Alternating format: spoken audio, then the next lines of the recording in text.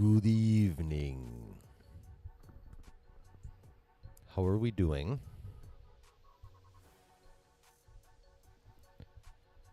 I hope you're doing well. We actually have cool Star Wars stuff to talk about.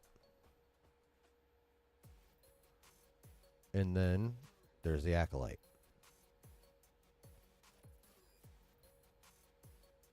So it's going to be an interesting mix. But either way, we will have fun, because that is what we do up in here. We will have a good time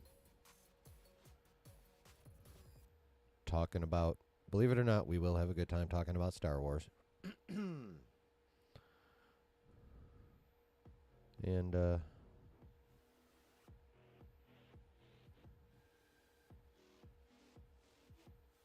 yeah.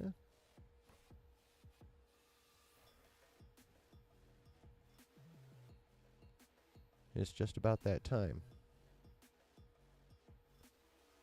to fill your cup. Light your smoke. Hit the like button. And lean back. 'Cause it's Wednesday night. Hump day! And we're about to have some fun.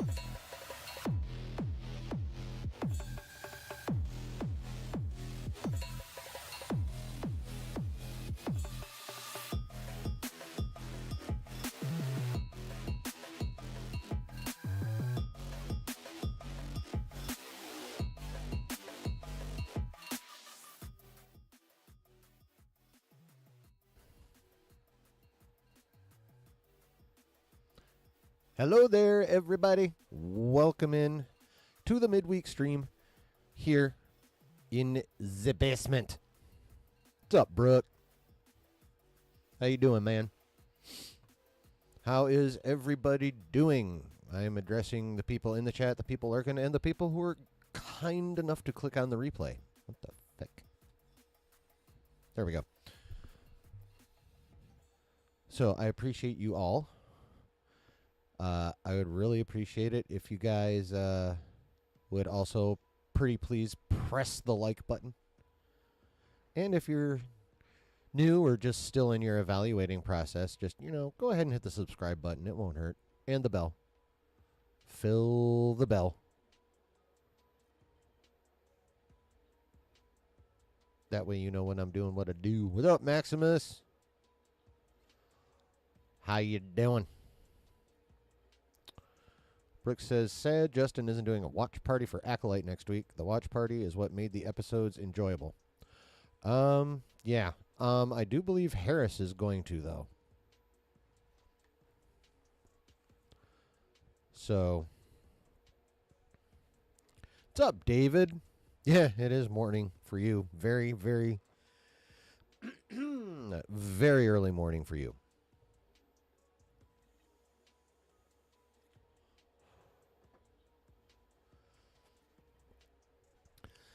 Calls for you, it's bloody 2:06. Hey, Mer. How you doing, sister? Maximus.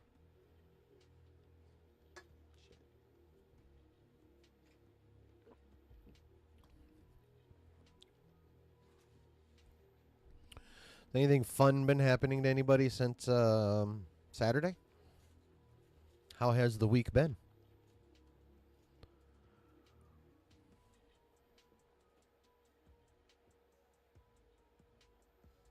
Has it been a good week? Has it been an average week? Did you have the unfortunate experience of a shitty week? You're okay-ish? Well, I mean, that kind of blows, but okay-ish is better than, ass or, horrible, what have you.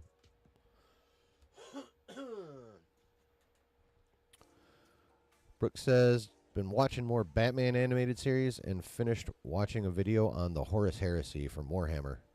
Nice. Both excellent choices for your entertainment.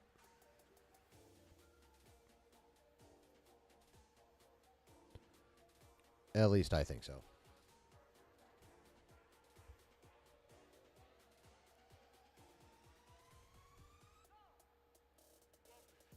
Do do do do do do do do do do do do do do do do do do.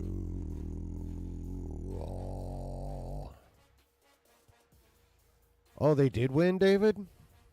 Nice. Like, some of the people I follow for other things are also into football. So, I've been keeping up without actually trying to. It's on my TwitX feed. So, I'm like, okay, cool. Well, matter of fact, speaking of stuff I've read about this on the TwitX, is this not their first chance at winning the Euros, or did I read that wrong? Well, maybe not their first chance, but would this be their first Euro? Or am I misremembering what I read? Maximus says, busy week. We just had a Cat 1 hurricane roll past us. Oh, where do you live at? You live in Texas or one of the Gulf states? Brooke says it's now England versus Spain in the finals, I think. Okay. So, it's either God Save the King or Viva España.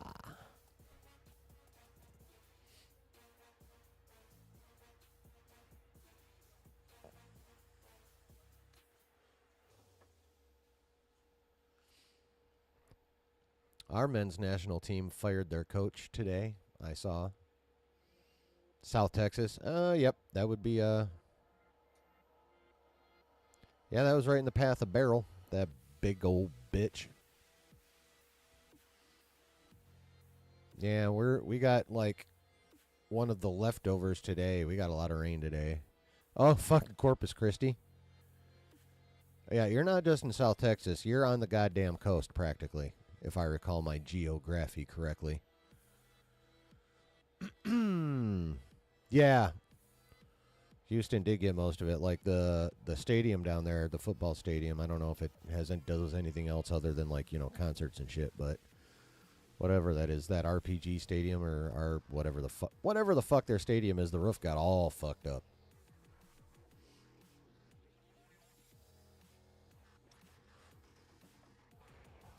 What's up, Prez? It's 6 p.m. and still 102. Golly, fuck, dude. God damn. Yeah, fuck this, indeed. That's nuts.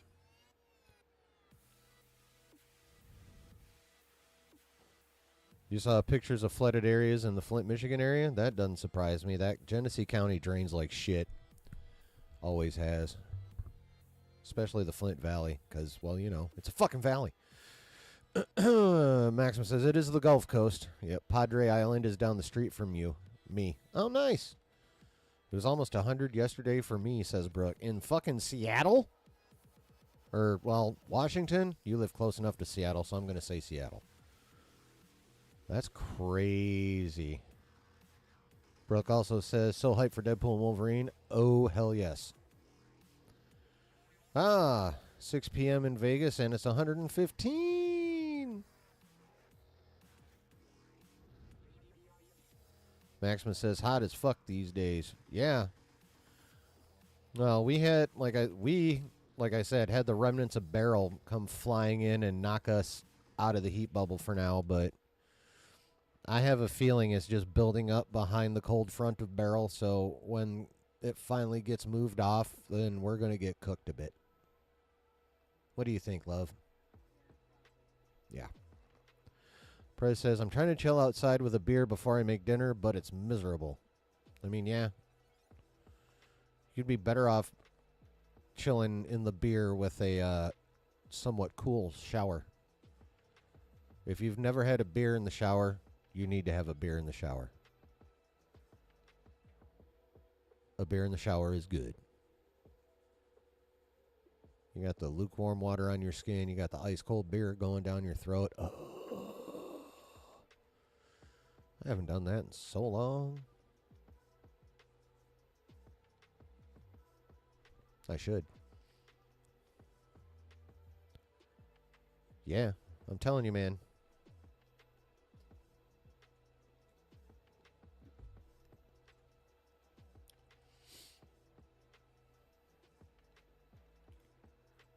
Nice fresh from the fridge beer. Just chilling on the sink. Pop your hand out the curtain and your head. Take a couple glugs. Back in you go. Brooke says there's also a Steam sale. Ooh. Hoping to get into GTA 4 soon after taking a short break from gaming with God of War. God of War get you stressed out, did it? GTA 4 or AC Black Flag. All right. Cold beer sounds good. Prez says, totally doing that after dinner. Been a while. Yeah.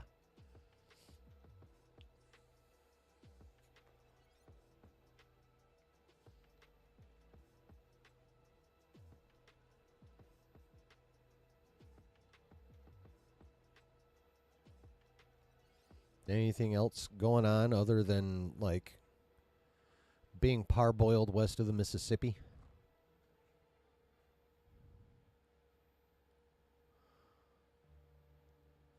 Brooke says, yeah, kind of did some of the boss levels in God of War. Ragnarok were intense, especially the final boss fight, but still fun.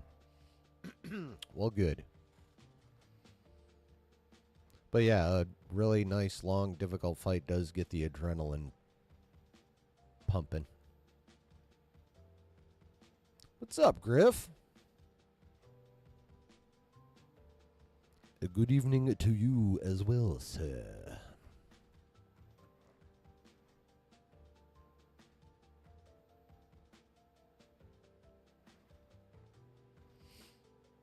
Brooke says, liked God of War Ragnarok overall. Excuse me, but wish they split it into 2 games. Ragnarok felt a bit rushed at the end story-wise. Huh.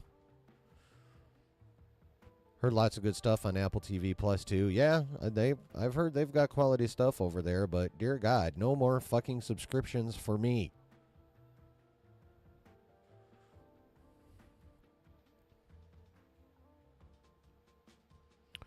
Press says, might move from SoCal to Southern Oregon sooner than I was planning. Balls rolling real fast. Ooh. Cool. Refresh my memory. That for, like, you know, a new awesome job or some shit? Brooke says, yeah, too many streaming services out there. Yes. Well, too many overpriced streaming services.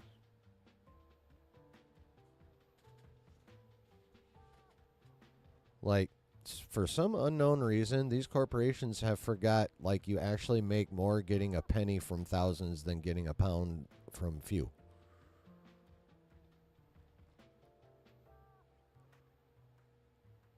Like, duh. Seriously, knock your damn prices down. Especially you, Netflix. You greedy motherfuckers. Gotta drop their asses a while ago if T-Mobile wasn't paying half the fucking bill for me right now.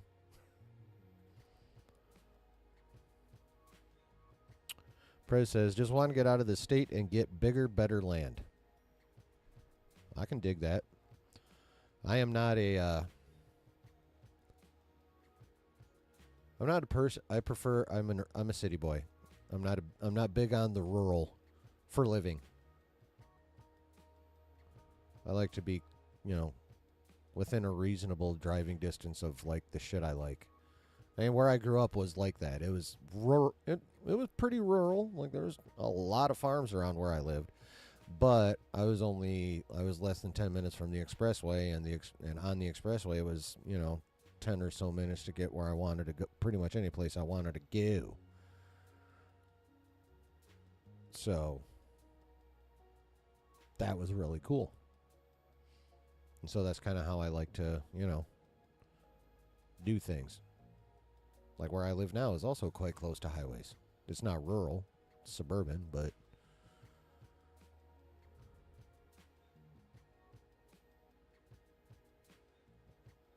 yeah. Like I like visiting bigger, better land, but I don't want to live there. Griff says Peacock can be had for $2.99 with a ye old military discount. Nice. I would not qualify, so. Perez says, grew up in the city, but the mountains call me.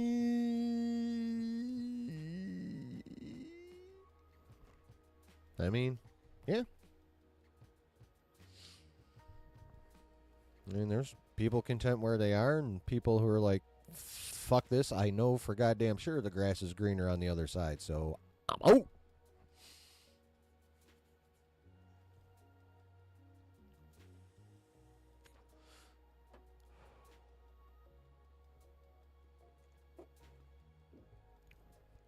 I mean, the West Coast wouldn't be the West Coast without people going, fuck this East Coast bullshit. It's time to head out west and see what kind of fortune I can make for myself. That applies to people who wanted a ranch, people who wanted to build stores to service both the ranchers and the gold hunters when the gold rush hit. And, of course, gold hunters. So, I mean, there was a pretty strong Mexican presence in California already. California, as Arnie would say. I'm the governor of California.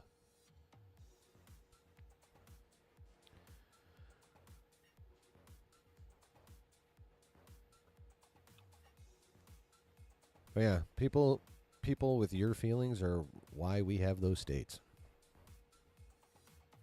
Pretty much.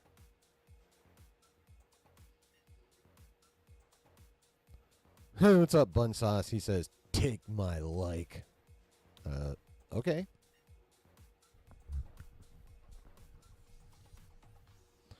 David says, used to live in London, but glad I moved to Scarborough on the coast. Air is so much better. Oh, yeah, I've heard London is quite smoggy.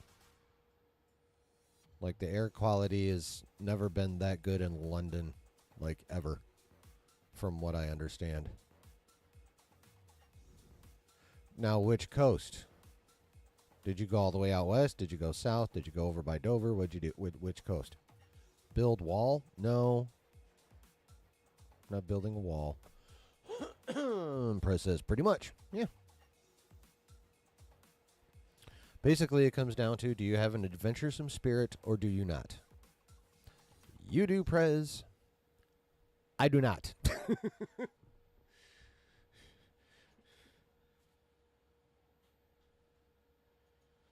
I like to read about and watch other people have adventures. And I am totally good living vicariously through them.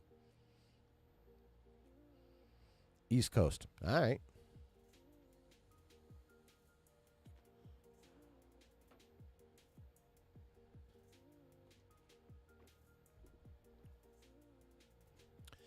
Cool.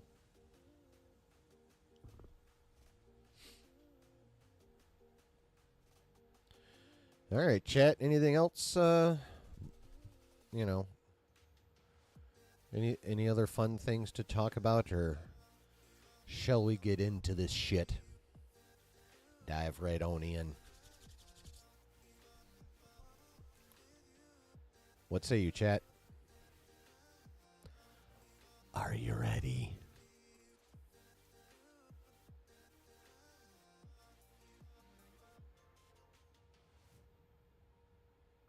Are you ready to talk Star Wars?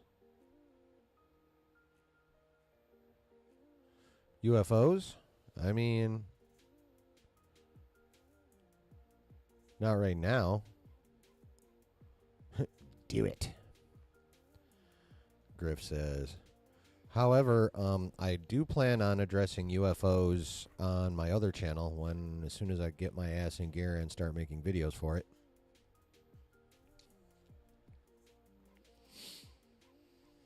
Brooke says that Acolyte episode created so much buzz last night.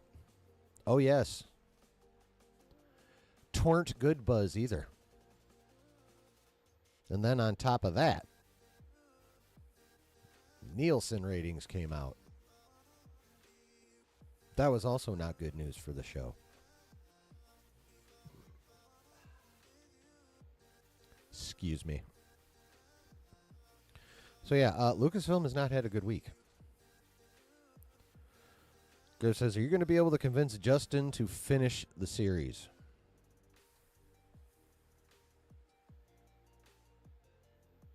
No. I don't believe I am. David says, isn't it UAPs now? Yes. Unidentified aerial phenomenon. Actually, there's another one I think that covers both aerial and waterborne phenomena. But I can't remember what it is. Bad buzz. Yes, bad buzz about the show. Like, only softies call them UAPs, says Bun Sauce. Well, I mean, that's what you got to start Googling now if you want to stay up to date. So, softies or not, that's what the internet's running with now. Much more than UFOs. God damn it. Back itch. But yeah, I do plan on addressing those on the other channel as well because aliens, or their potential, is fun. That's about it. It's just fun. So I'm going to talk about it over there. Like, if that's something you really want to check out, Christian Harloff talks about the UAP ongoing situation every Tuesday on his channel, I believe. Maximus says, that episode was kind of a waste of time. Didn't need to recap that much of the story. Yeah. Bunsauce says, UFO itch. Could be. Could be some kind of implant that is not detectable by human technology, and it just makes me itch. Although, they're wasting their motherfucking time if they got some kind of thing in me.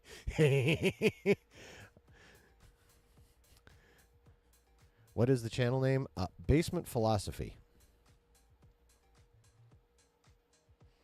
Here. I'll give you the @. Oh, shit. What's the word I put before that I had to put? Oh, yeah.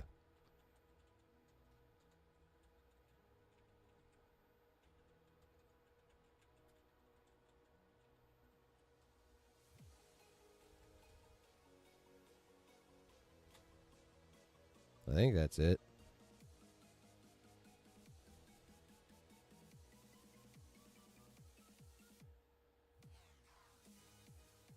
Yep, that's it.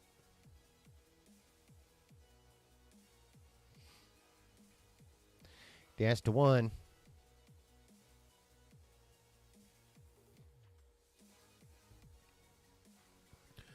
Evidently, someone already had just regular Basement Philosophy as their @ or handle, whatever. So I'm like, well, fuck. So I had to add the chill. So, but it worked. Just an extra word is all. Oh, you're welcome, Bunsauce. Thank you for wanting to go check it out. There is an intro video on there.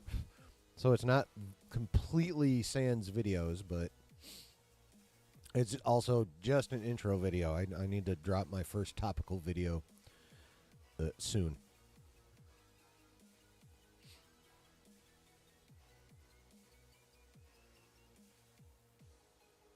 It goes to this page? The fuck?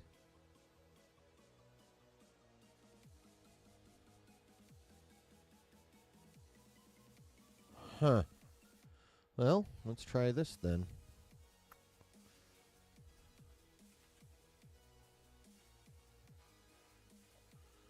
See if we got to do this route. Do. Oops, you bitch. There we go.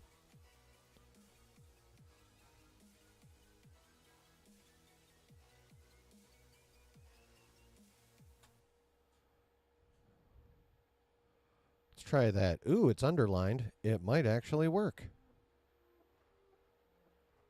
Thanks, Maximus. I appreciate you.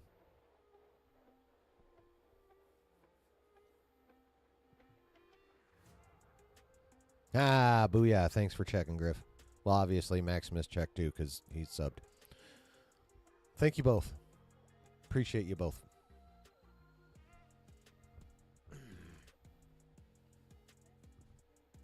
Huh? I do. Mrs. Chillin said I have the best peeps, and she is fucking dead on correct. As usual. Prez says Ben subbed. Well, thank you, Prez. Yay, it worked. Thanks, David. Hell yeah. Oh. Ah, fuck it. Never mind. Oh. Yeah. Damn, I used to have definition. That sucks. Oh, well. Anywho. All right. Thanks, Brooke. Part of me's looking forward to making them, but evidently not enough of me to actually get one done.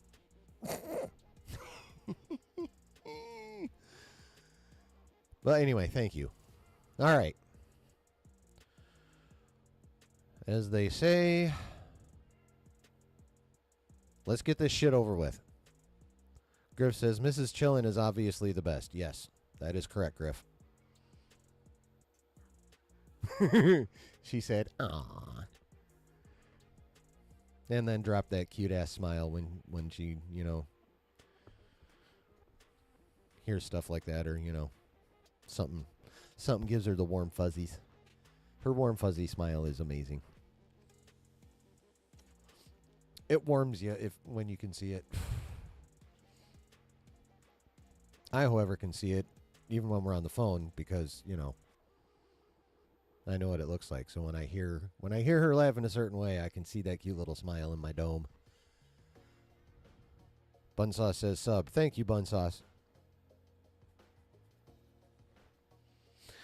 You guys are the bestest.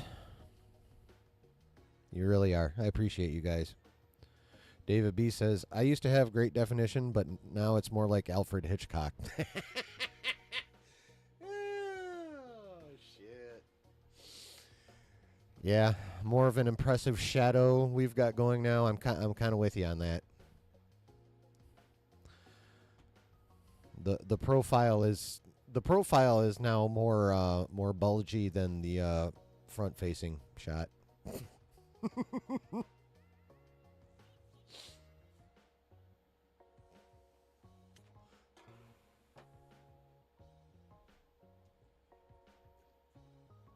All right. So, last night, the Acolyte episode 7 happened.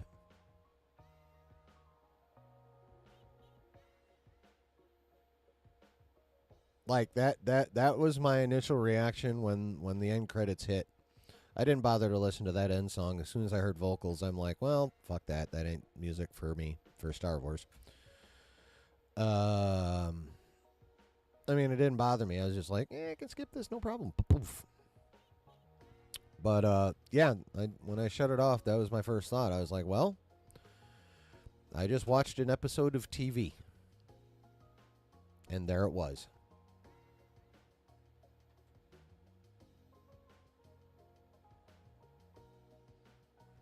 Like, there was...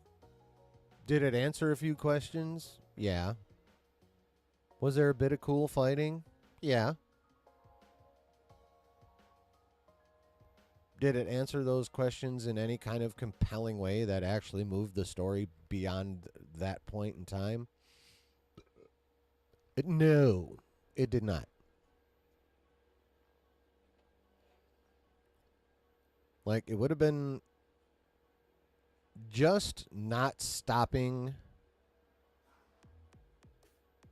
right when they caught up with May waking up on the ship.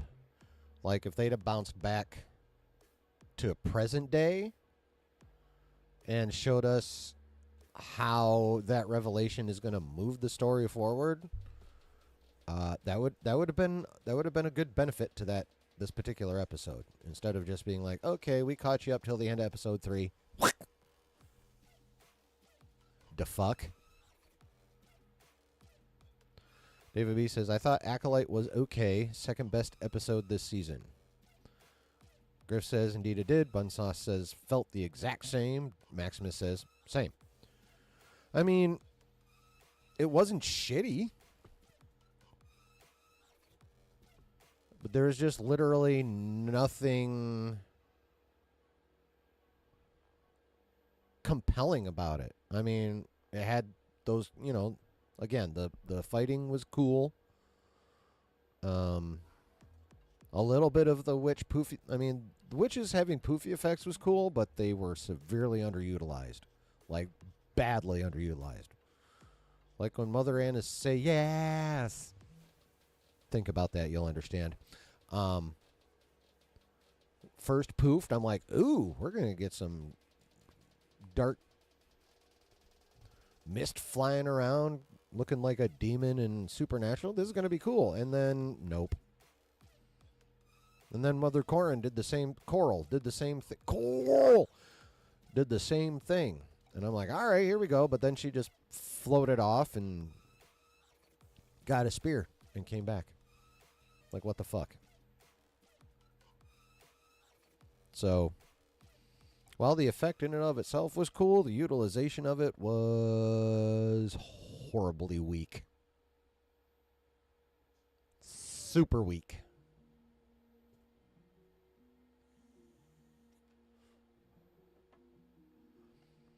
And, like, just the overall storytelling was just plotting and not with two D's, not two T's. Plodding, not plotting. Just plotted right along.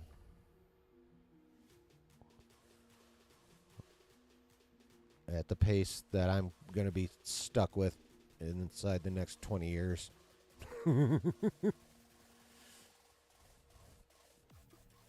And, like, there was nothing... Like, just nothing compelling. That was, like, the biggest thing. Like, we didn't really get deeper into any of the characters. Like, they're all still just as developed as they were basically almost from the start. Like, there's been almost no progression in any of them.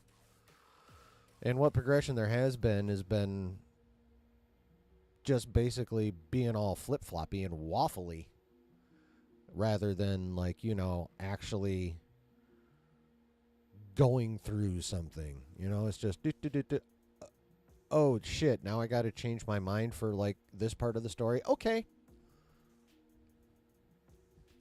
It's, what's the word I'm looking? It's not organic.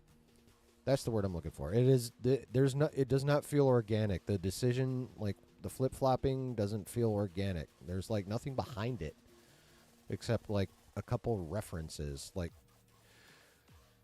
this show has put too much of the storytelling on us. It's almost like we're being given bullet points. And then Leslie's like, you can fill in the rest yourself.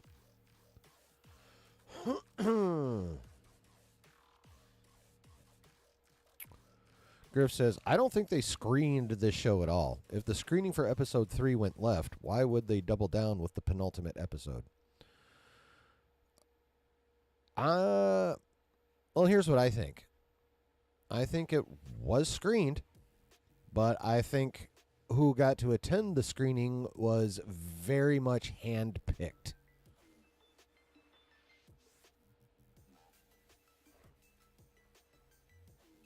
Like, very handpicked. Like, all firm believers that if it's got a Star Wars sticker on it, it's fucking awesome. Which is patently not true, but I think they screened it, but I think they screened it for those specific people. You know.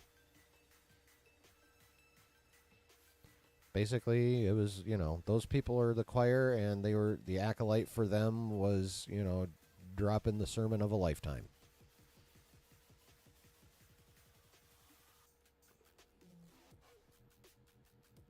That's what I think. It is possible they didn't screen it, but I feel like they just screened it for a yes crowd.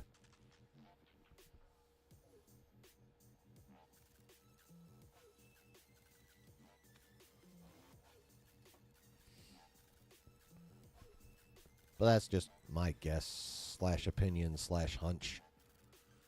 I don't even think that's involved enough to be a theory.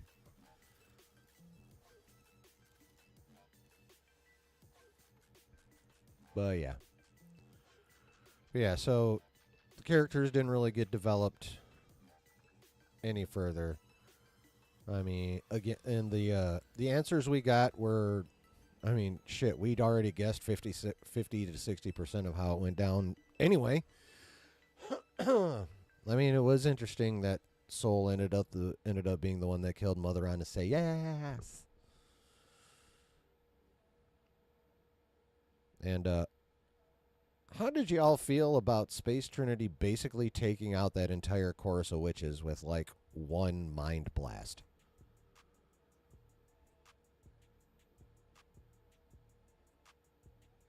I mean, at first I was like, the fuck? But then I thought about it, I'm like, no, there's been some Jedi in the EU that have done some serious mind-to-mind shit.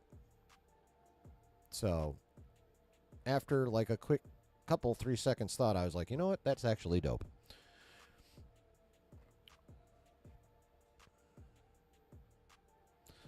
Like that Yes Man scene with Mr. Burns in The Simpsons, but yes, Queen instead. Kinda, yeah. Brooke says, was disappointed in Soul's character this episode, to be honest. Yeah, well, I mean, you got to remember, he was 16 years younger at that point, so that means 16 years more foolish than he is in the present day for the show. But yeah, he was. They had him flip flopping a lot too. So, and then what's his name? Torben's obsession with just getting back to Coruscant, and that being the reason. Like, he decided to charge the fortress. Like, what? I mean, yeah, I know Mother Anastasia messed with his mind some, but, like, really? Uber homesickness as an excuse to start all this shit? Lame.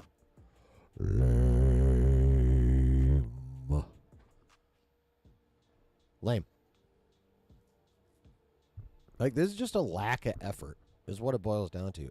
This episode 4, especially episode 3, sweet Jesus, all of those felt like, well, this entire series has felt like there's been a lack of effort, but those 3 especially, they were just like, you know what, this is good enough. Except it isn't.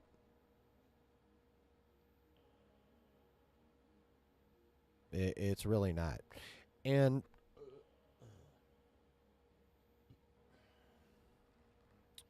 Maximus says, lame. Brooke Chen says, Space Trinity was actually decent compared to the rest of the characters. Yeah, she was probably the most fleshed out one this episode. I mean, not that that's difficult, but she's probably the most fleshed out one.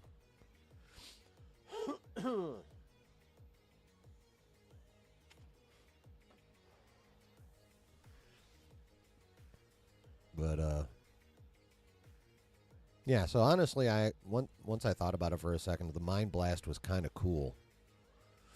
David B says, "Is a Vergence in the Force the same as Tremors in the Force?" I'm gonna say no. This is how I look at it based on their explanation in the episode last night, which is, if you're familiar with like fantasy magic, then you know what ley lines are and where ley lines cross is a nexus. I feel like a Vergence is a nexus of force energy. Could be any kind of force energy. Could be all light, could be all dark, could be a mix. Could be just regular force energy willing to be manipulated to one side or the other. But either way, it's like a nexus point or collection of force energy. Like force energy just, for whatever reason, goes to these places and just builds. And is therefore tappable. God damn it, I did it again.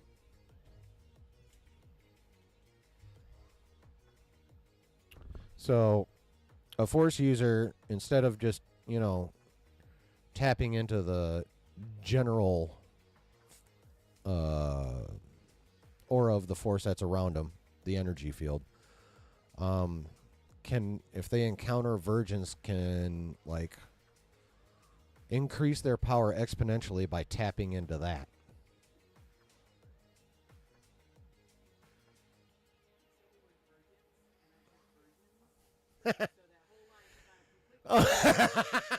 Yeah.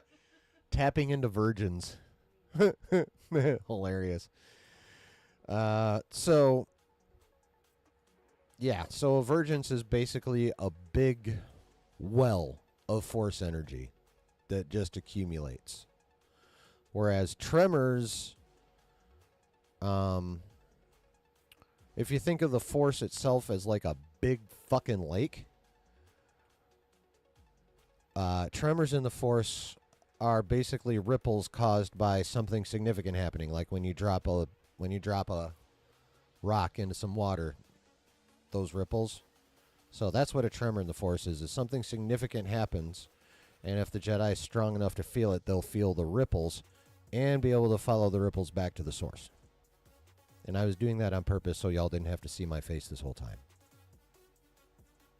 But yeah, so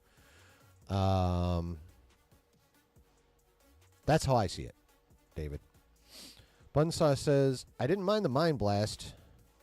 He figures because the wives were all mind linked, it was more like messing with one mind was enough to affect them all.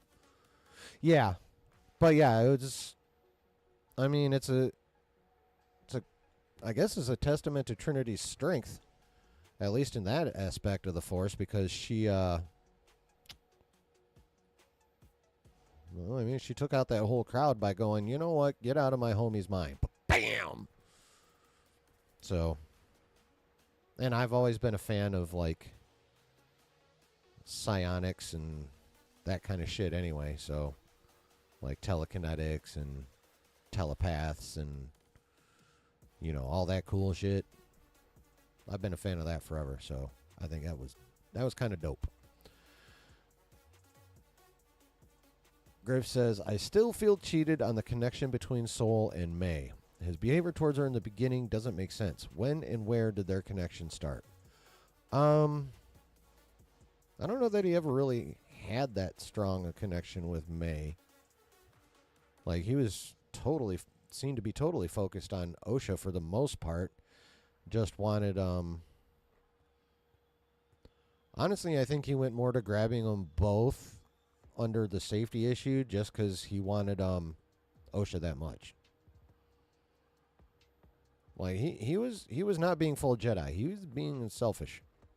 There's, like, no way around that, which is part of the reason they ended up in a chaotic situation, because he was not doing what he should have been doing. You know? So,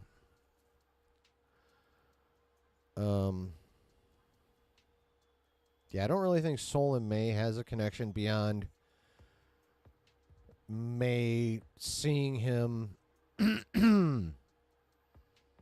Well, stick a lightsaber through his mother's cloud, essentially, and then basically her. So she obviously that pissed her off. I don't know how aware she was that Soul chose to let her go off that busted balcony crossway bridge thing. I don't know how aware she is that he literally let her fall in favor of her sister. She very well could be, given that their M count is so vaguely high. Smart move there, by the way, to keep that vague by not assigning a specific number to their M count. That's one of the few really smart decisions they've made in this show. Like, they're staying away from that shit completely. Keeping it vague. David says, like Stonehenge. Yeah. Yeah, except naturally occurring. Like, Stonehenge was built to attract and also gather energy. Vergences just kind of happen. What up, Justin? How you doing, man? Glad to see you, as always. Bunsauce says, what about whirlpools? Well,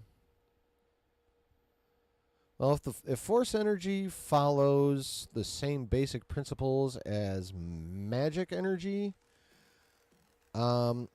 whirlpools at that point wouldn't really...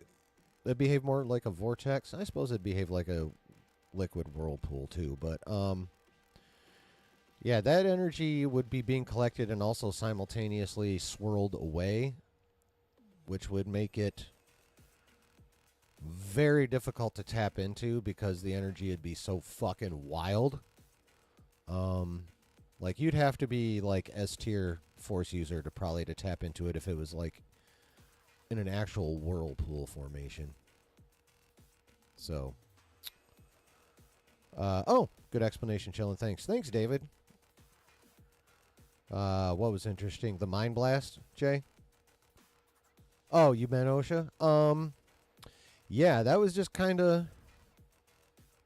That was fucking random.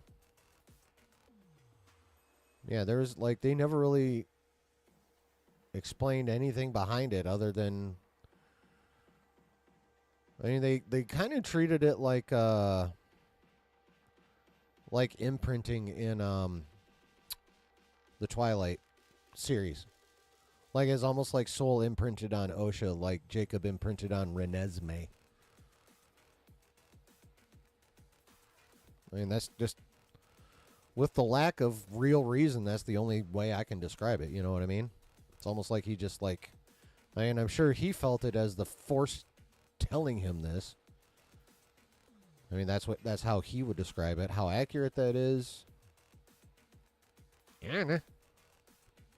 But yeah. David B says, Soul, a hooded guy in the woods watching two young girls. In England, we would call him a predator. Nowadays, he'd be called a predator pretty much anywhere, except on Epstein Island. Thank God that shut the fuck down. Bunsaw says, trippy, yeah.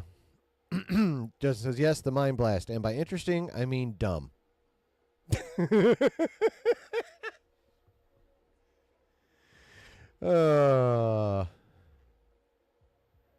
Yeah.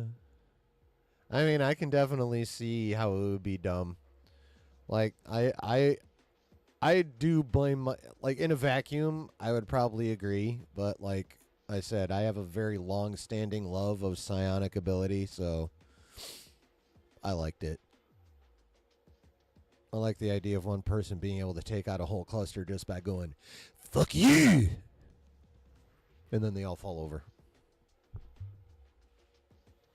But yeah, without that pre-love of psionic ability, yeah, I'd probably be like, eh? The fuck was that? And it would have been cooler if they, at least, it would have looked like it literally blasted them with like an impact and they all just kind of flew. Instead of all just, you know.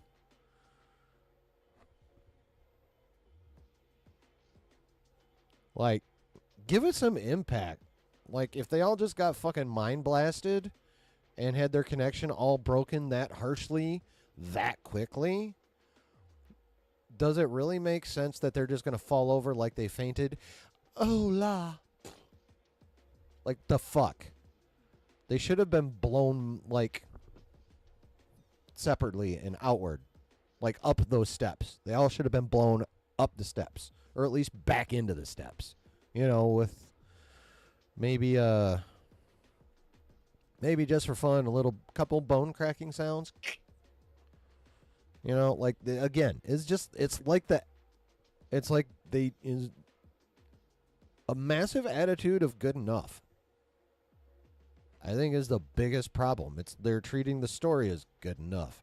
They're treating the character development as good enough. You know, opportunities like that to really, give, basically a mental force blast, a telepathic force blast, some real impact, But instead they just fainted. Well, died, but they dropped like they fainted. And so, I think, that's the biggest problem, I think, with the show overall. And with this episode, not moving the overall story forward, I have, like Josh said earlier, I have zero idea how they're going to end this series in any kind of satisfying way, or season. Like, I have no idea. I don't see any way that they can stick the landing on this one. Like, there was this one interview where Leslie said, "Oh, there's a good we had stuff we wanted to do in season 2 and stuff we'd like to do to aspects of the story we want to continue, but season 1 does have a definitive ending." Is what she said. Paraphrasing, but the definitive ending is a direct quote. And after watching this episode, I have absolutely no idea how the fuck that can happen. Like, granted, this next episode is also a bit of a longer one. 45 minutes, but with credits, it's more like 37. But that's still, like, good 10 or so minutes longer than the first 6.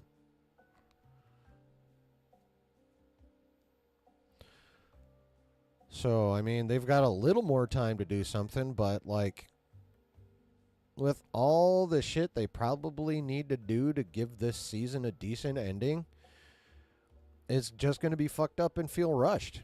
Even if they make it make sense, it's still not going to feel like it makes total sense because there's going to be so much shit they're going to have to cram in there. And it's just going to feel insanely rushed. And that will suck too. So even if they can somehow manage the details, and I'm not even sure about that, like, there's no way they're going to be able to, like, get to any kind of real conclusion without just flying through a whole bunch of stuff. Without, like, taking the time with it and taking a little time with it to let it all breathe. Let us absorb it. It's going to be just like bing, bing, bing, bing, bing, bing, bing. I mean, it'll have to be for them to get to any kind of conclusive spot in the story. Like, I don't see any other way for it to happen. What up, C-Dub?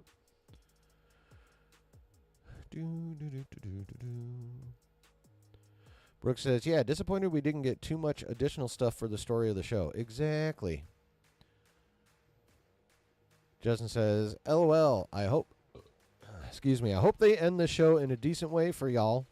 Y'all gonna have to let me know." Yeah, I figured. David B says, "Who got the most powerful mind, Charles Xavier or Space Trinity?" Charles Xavier. Like, no hesitation, no doubt in my mind. I don't give a fat fuck. Whether it's Force user or mutant, there is no fuck. Like, if Charles Xavier was in the Star Wars universe, in order for his mutant telepathic ability and the level of it to translate into the Star Wars universe, his midichlorian count would have to dwarf even Anakin's. because he's so fucking insanely powerful in the Marvel Universe. So, like, if his power was transferred the way it should be, he clears. Or Space Trinity somehow makes it to the Marvel Universe, and, you know, her force powers are shifted equivalently into mutant powers. He clears. Probably with the mental equivalent of this. Bye-bye. Bing! Just flicker away like a bug. Boom! Get out of here, biatch. At least that's the way I feel. Brooke says, some of the fight scenes were okay in episode 7, but didn't do much to improve the overall quality of the episode. Yeah, exactly. You know, they were cool in the moment, but they didn't raise the level of the episode overall one bit. Doesn't says, nah, Wanda. Well, Wanda is technically not a telepath. She did what she did in Multiverse of Madness still through magic. So, in the battle of telepaths, Xavier still clears, but her magic, at least, well, they're getting to it in the MCU, but she's a reality bender. So it's not even really telepathy that she engages in. She, like, has the ability to literally change what's going on. She doesn't have to, like, make it look like it in our brains. It's just, it is that now. Like the scene in Nowhere with Thor and the Reality Stone when he kidnapped Gamora. That's her shit. She just don't need the Reality Stone to do it. Bunsaw says, and he could have robotic legs. Oh, Xavier? Yes. Mrs. Chillin says, Q wins in all universes. Here she comes with the Trek. What do you think, David? I know you like the Stargates, but I'm pretty sure you also like the Treks. What do you think of that one? I would love your opinion on that one. I mean, as a reality bender, Q, at a minimum, is on par probably with Franklin Richards. Now, I know you won't get that reference, babe, but he's widely regarded as possibly the most powerful mutant when it comes to that kind of stuff. Like, he, as a 5 or 6, 7-year-old child, he was in bed hiding under his blanket, like, willing a mini universe into existence for fun. So, like, when it comes to reality bending, Franklin Richards clears everybody, at least in Marvel. But since Qs are also reality benders, be interesting. Bunsaw says, but Wanda is like magic instead of a magic user, like just magic itself. In the comics, yeah, the way they've set her up in the MCU, no. But yeah, in the comic, and I wish they'd somehow find a way to get her closer to her comic powers rather than having her, what she's got now, bestowed by the Mind Stone. Like, they need to find a way to retcon that shit and just make her a mutant and, like, ramp her all the way up. Because, I mean, she was badass enough in Multiverse of Madness, but compared to how powerful she gets in the comics, she's still a fucking Girl Scout in that movie. So, Bunsaw says, yeah, Q smashes the Ori and Stargate easy. Oh, good God, yes. David B says, Heather is right. Yeah, well, he's a Trekkie, man.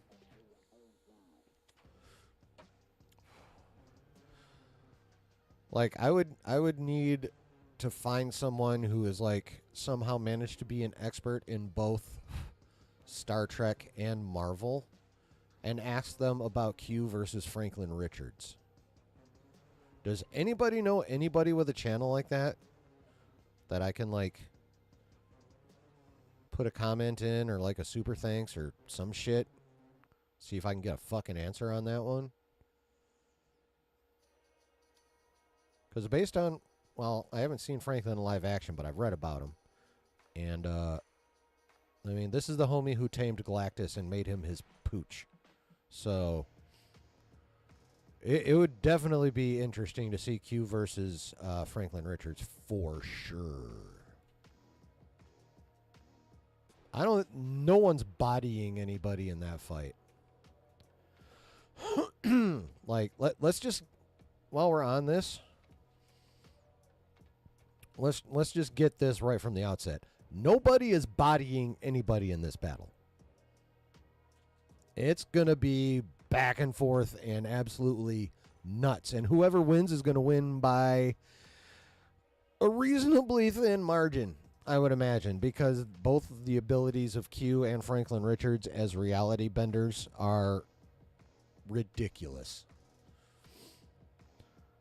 Brooke says, I liked Q from the Star Trek universe. Really fun character. Oh, he's a hoot. And Michael Delancey? Yeah, Michael Delancey plays the shit out of that character. No, John Delancey.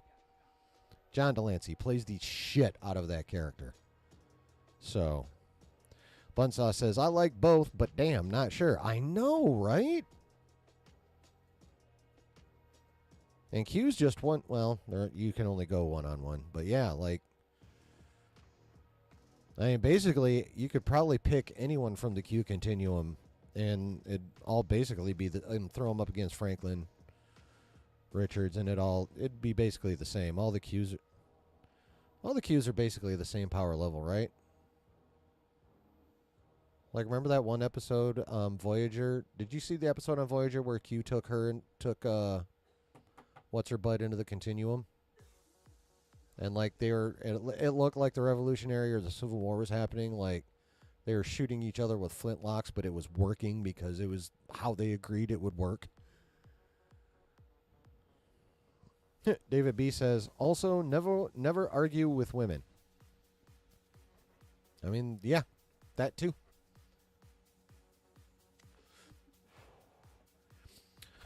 Bunsaw says, I'll give Q the edge because the Q seems to know everything they can do. Franklin Richards is still figuring out his abilities a lot of the time. I mean, yeah, it depends on which part of the timeline of his life you dip in on. Like, again, there's a point in his timeline where he tames Galactus and makes him his pet. So, that version of Franklin Richards versus Q would be very interesting.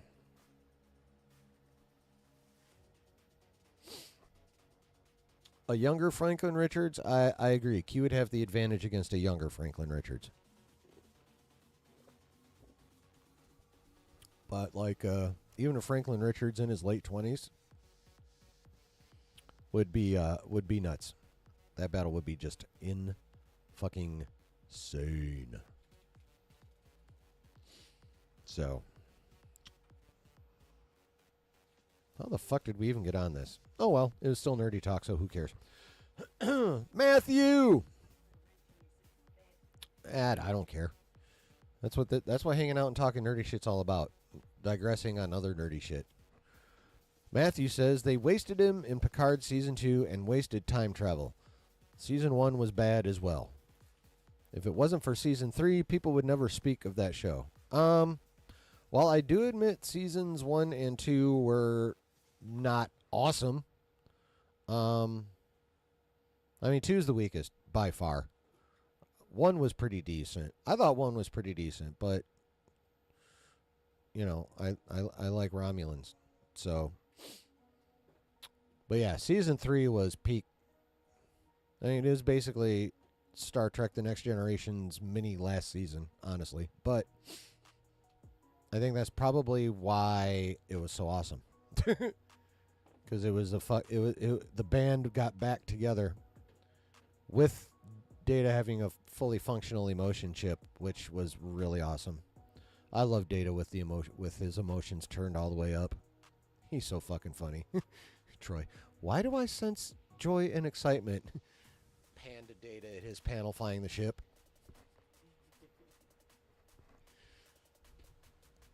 Brooks says, I liked Picard better than Captain Kirk, to be honest. Overall, like the Next Generation episodes, I watched more than the original Star Trek series. I mean, yeah. I mean, even like, forget all the technological differences between the mid to late 60s and the early to mid 80s. But yeah, even cutting out that, the writing is definitely stronger in the Next Generation, for sure. David says, sorry, Chillin', my fault. It was the Charles question that got us off course. Oh, I don't care, dude. I mean, this is all nerdy talk, and let's face it, this is a much more interesting conversation than talking about the fucking Acolyte anyway. You know? So, I mean, yeah, there's nothing to apologize for, bruh. Nothing at all. Was there anything else about the Acolyte I really wanted to talk about? Fight scenes were kind of cool. Story wasn't pushed at all, so who the hell knows how the finale is going to be any kind of definitive, no matter what Leslie says. Shallow fucking characters, weird-ass flip-flops.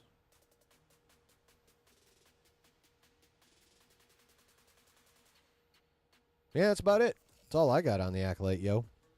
Matthew says, I only feel bad for the actress who played the Borg Queen because she died in real life. Oh. Annie Werching, who is great. One of the few good performances in 2, and she was brilliant in the show Timeless. Yeah. I never watched Timeless, but yeah, she killed it as the Borg Queen for sure. Yeah, she was the best part of season 2.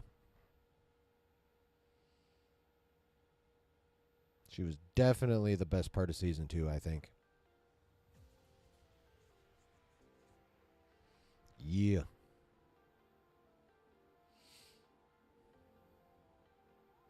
Anybody else have any thoughts they wish to share about the Acolyte? Anybody at all? Because I'm done. It was weak. I have no idea how next episode is going to come to any kind of acceptable resolution. And that's pretty much all I got. 4 out of 10. And 24 and Rookie. Who was she in 24? I loved that fucking show.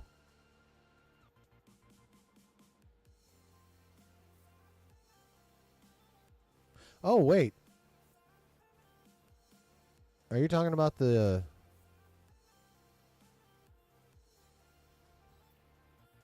Who is she in 24? Yeah. Bunsauce says no. Okay, yeah, you got nothing left on the Acolyte. Does he speak for chat?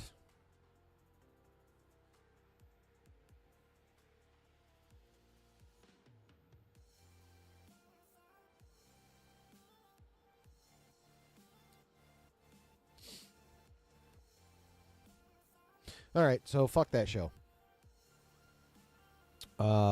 Till next Tuesday. And I will watch the finale. At some point in the evening, I have no idea when the hell I'll get out of work. I tend to work like pseudo second shift hours. Like yesterday, I didn't get out of work. I live in the Eastern time zone. So I didn't get out of work till 10, which was an hour after it premiered. So I had to get out of work, go home, watch it, and then I hopped on with Harris over for his afterthoughts thing. But it's very likely that that's going to be the case next Tuesday as well. Excuse me. Matthew Gaudette says, one thing I wish Q had done was make Picard human again with a snap. Hate him being a robot. Yeah, that probably would have been cool. But, you know, without the brain thing that was fucking him up in the first place. Bunsaw says, Acolyte talk has drained me. I'm dead for the night. Well, that sucks, because, like, what I'm going to talk about next is actually kind of cool. But, it's time for that break for me, though. DB says, Jack Bauer's love interest, just don't ask me which season. Motherfucker. I swear he was getting different strange every season, so I kind of need to know which season. Like, on top of everything else, Bauer had Riz.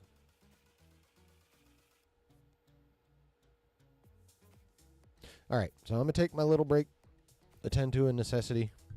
And when I get back, we'll talk about the dude who's about to be putting out the movie of the year, if not the last few, at least in terms of comic book content, is looking like he's going to be definitely doing a Star Wars movie.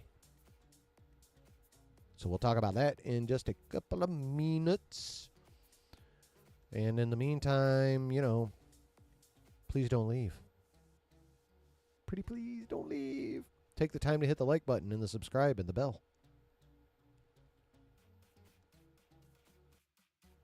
Do it.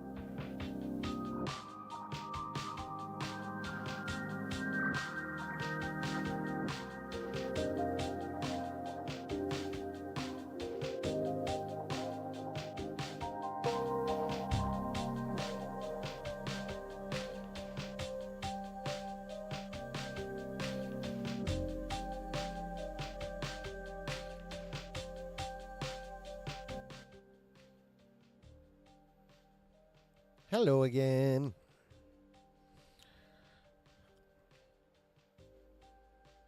I've been trying to keep them shorter, too, because retention. All right. So, the potentially cool news is as follows. According to one Jeff Snyder, who I admit freely is quite obnoxious at times, but he is also very good at his job. He dropped that not only is the Shawn Levy Star Wars movie a thing, she played Renee Walker 7 and 8. Okay, I gotta look her up, but what she looked like, not as a Borg, but anyway, yeah. So not only is that allegedly an actual thing, but there's now a writer attached. And it's apparently some dude who's worked with Shawn Levy before on I believe it was on a TV show. Actually, I don't know. But anyway, they've worked together before, and the project was successful. So, at first I'm like, ooh, interesting. Like, I never, ever expected the Shawn Levy Star Wars movie to even get off the ground. Especially because, well, they haven't been able to really get a movie off the ground since 2019.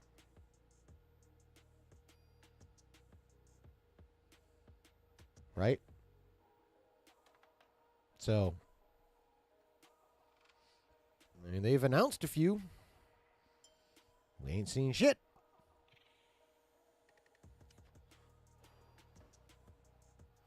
So, who knows? Kathy might decide she doesn't like Levy's haircut and call it creative differences and can him like she's done just about every fucking buddy else. So,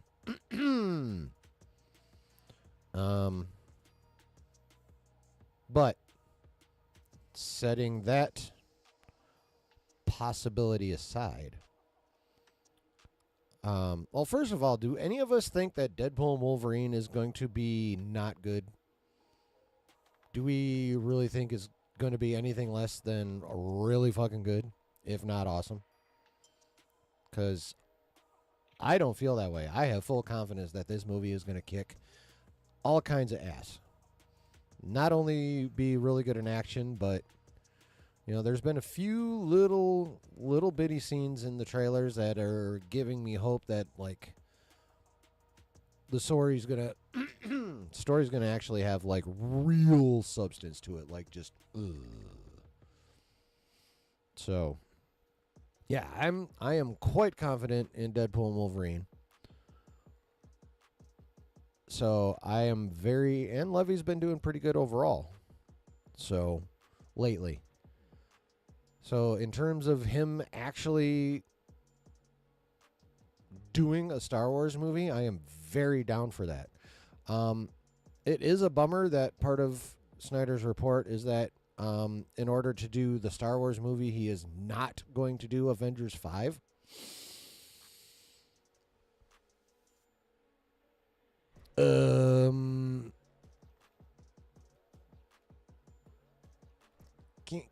Can't you do both, Shawn? Can't you? Like, while you're directing Avengers 5, the homie can just be writing his ass off, and then you guys can get together as soon as you're done filming Avengers 5, and then, finish the development on that. Can't you just do both? Why can't you just do both, Shawn? Why? Why must you abandon Avengers 5 to go work for Kathleen Kennedy? Now, she, for once, actually stays out of the fucking way. I think Shawn Levy can produce a really fucking good Star Wars movie. Like, I'm pretty sure he's talked about his own love of Star Wars. I don't know if the guy they hired as writer, or he hired as writer, knows a fucking thing about Star Wars or appreciates Star Wars in any way, shape, or form. But if Levy's knowledgeable enough, he can guide him. Although I'd prefer if they were both, like, big-time Star Wars fans. Knowledgeable.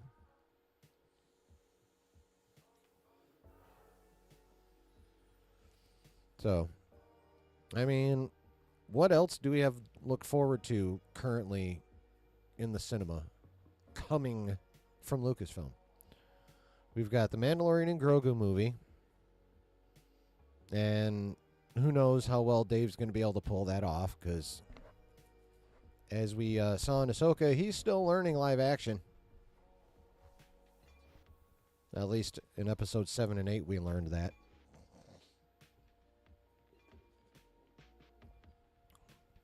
So that movie may or may not be really good. It depends on how well Dave is. If Dave has been managing to improve his live action skills. So we'll see when that comes out. And then we've got the Rey movie being directed by Charmaine Obaid-Chinoy, who up to this point has only done documentaries.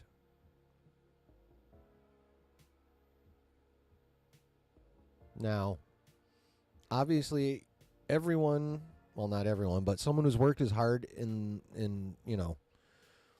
creating moving pictures as she has does deserve her chance at a big screen thing. Like, from what I haven't watched any of them, but from what I understand, her documentaries are fucking high quality.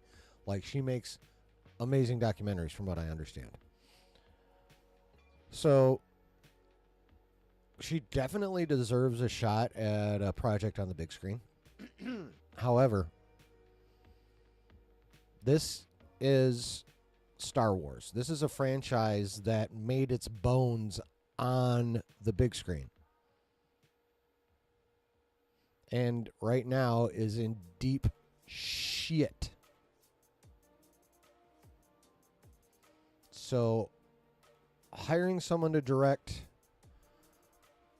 a Star Wars movie who has never done anything on the big screen in a situation where, like, everything you put in the theater from now until who the hell knows when, in order to make up for what we've been getting, they all need to fucking slap.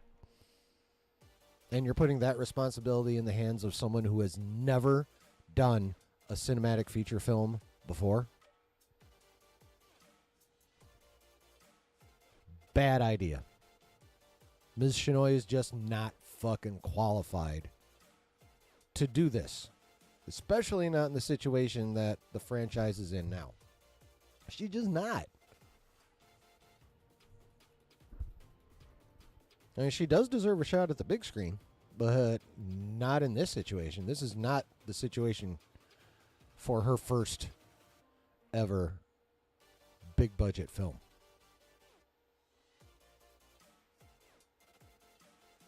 Now, if Star Wars was in a good place still right now, I probably wouldn't really care. I'd be like, all right, they've got a record of dubs. I feel like I can trust this decision. You know, I feel like they're probably justified in giving her a shot. But that's not the case. The case is the exact opposite. Star Wars is in a big puddle of poo. And we don't need rookies trying to give us a slapper in the theater at this point in time. And then there's still the alleged mangled Dawn of the Jedi or Jedi Prime, what the fuck is that, movie that we haven't heard shit on in months. And then now potentially the Levy movie. Honestly, out of all those, assuming they all make it to the big screen, which is a big assumption, especially when it comes to Ms. Kennedy.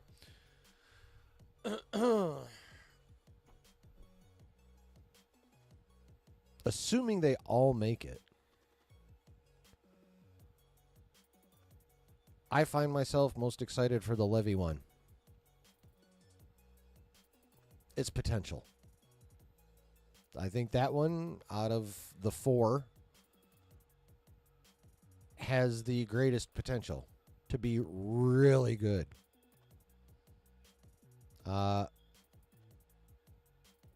Right behind that, probably Mandalorian and Grogu. And then Mangold overall has a pretty good directorial career, but his last outing with Lucasfilm was Indiana Jones 5. And we saw how that did. So,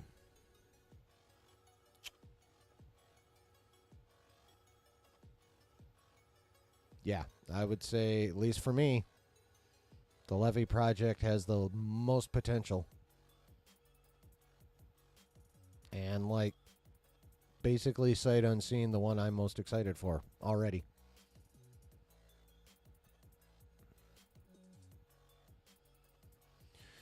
All right. What do you guys think, though, chat? Levy good? I think Levy good. Levy good? Levy bad? You don't fucking give a shit?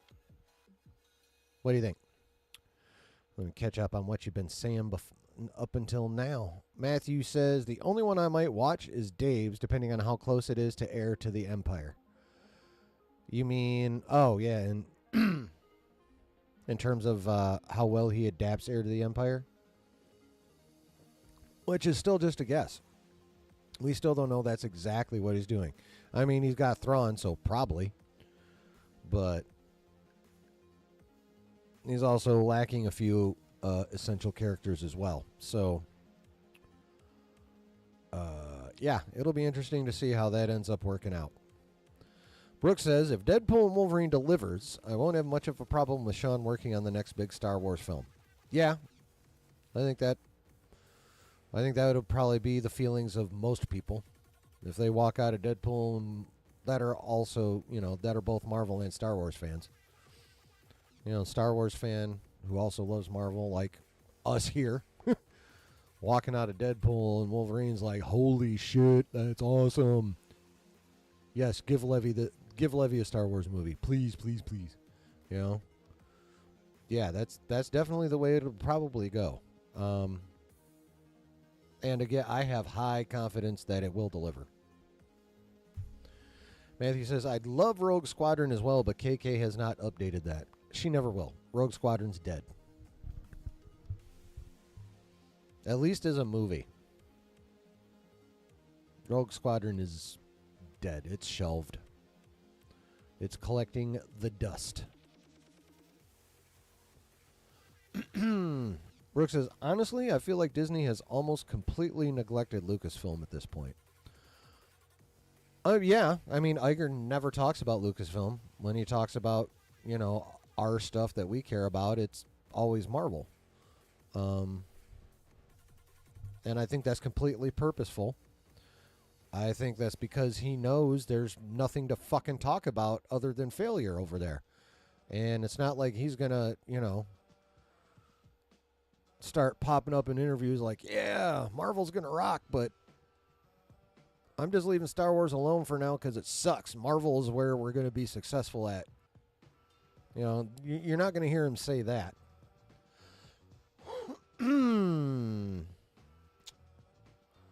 So, yeah, I think there are business reasons for that. I think he knows he has a much better shot at Marvel getting rolling again. At least in the short term. So he wants to get that going and get the Marvel cash flow back up where it used to be, or at least as close to it as he can.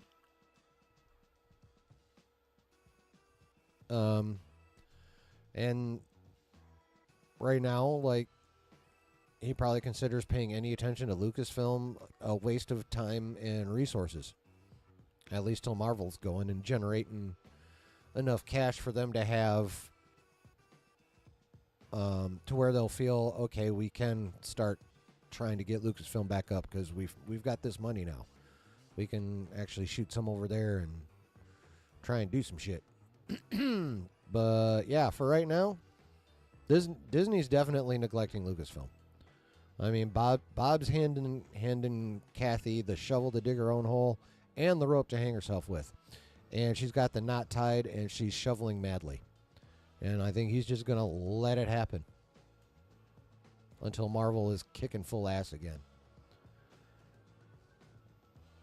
Brooke says, I think it's going to succeed both critically and financially. I assume you're talking about Deadpool and Wolverine. And I agree. Matthew says, I hope it is because The Flash sucked and wasted Keaton. Yes. But Spider-Man No Way Home was good with Tobey and Andrew. Tobey and Andrew are both good Spider peoples. They're both good Peter Parkers. Andrews was just underwritten. Like the movies he was in were not as well written as the Tobeys. David B says, I think it's going to be overrated. There's far too much hype for it to live up to it. Hope I'm wrong.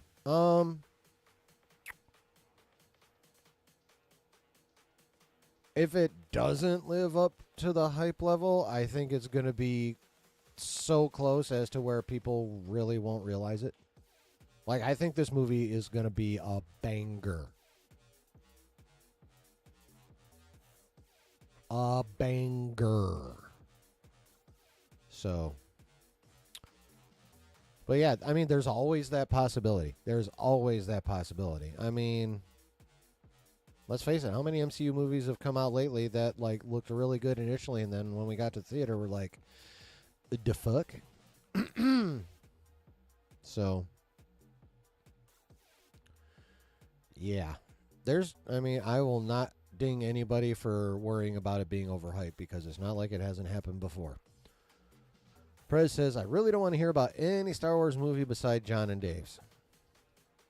Ain't okay, but I think Levy's is going to be better. Matthew says, Star Trek without Gene Roddenberry flourished. Can't say the same for Star Wars without George Lucas, and I am saying that, and I had major issues with the prequels. To a point it did. From what I understand, what Paramount and Alex Kurtzman have been doing with it, most of it's been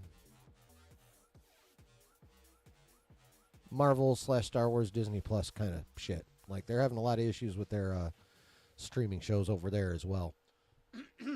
Except for, what is it, Strange New Worlds, and I think an animated show. So, and Picard. Mostly season 3. C-Dub says, that credit song was such an insult to injury. Star Wars always has consistency with their music, even when the content isn't great. Seriously, who signs off on this nonsense? Kathleen. But yeah, I mean, honestly, I was just like, whatever. Like, just another dumbass move. Like, it didn't trigger me or anything. I was just like, you're an idiot. And then I turned it off. Of course, even when they're having normal orchestral Star Wars music, I still click it off fairly quickly, but I still appreciate the little bit I hear before I turn that shit off. This was just like, the fuck? Yeah, whatever. Click. David B. says, if that new Star Wars game is a massive hit, do you think it will be turned into a film or series? Outlaws? No. If they were, like, both the Cal Kestis games are massive hits, and there's literally no plans that I don't believe there's any plans at this point in time to bring Cal Kestis into live action, although they should. So, if they're going to do that, they need to do that with those games first, or at least Cal Kestis first. Especially because he's a Force user and Outlaws is just more bounty hunter stuff, which, don't get me wrong, bounty hunter stuff is fucking cool. But I doubt it, and if it ever does, it's going to be way down the road. Brooks says, if Deadpool and Wolverine has epic action, hopefully Shawn brings that level of epicness to his Star Wars film with lots of lightsaber sequences, etc. Yeah, I mean, that would be dope. But one thing Shawn Levy is famous for is bringing what they call heart to movies. Like, there's always, he brings the feels, but mostly the good feels, you know? So, and again, there's a couple little bits in the trailers that show that there's going to be at least a little bit of that in there, and I think there's going to be a fair chunk. So I think this is going to be a completely, it's going to be a completely well-rounded movie with, the heart you want and the action you want from an MCU movie. So, and you definitely want heart in Star Wars. Like, Star Wars that's literally what it's about. It's just heart put in the context of space wizards and pew pew. But it's basically all about heart and good feelings. And Shawn Levy does that well. So, Matthew says, can they fix what they broke with the sequel trilogy? Because fixing or saving the character of Luke Skywalker seems impossible, and so does saving Star Wars. Okay. They'll never be able to fix Luke. They'll never be able to fix the sequel trilogy. Their only real options are to go, well, one they're attempting to do with Mangold, which is go so far back in the past that, like, anything that happens during the Skywalker saga has absolutely, there's no way it could even matter. Or go so far in the future that the sequels don't matter.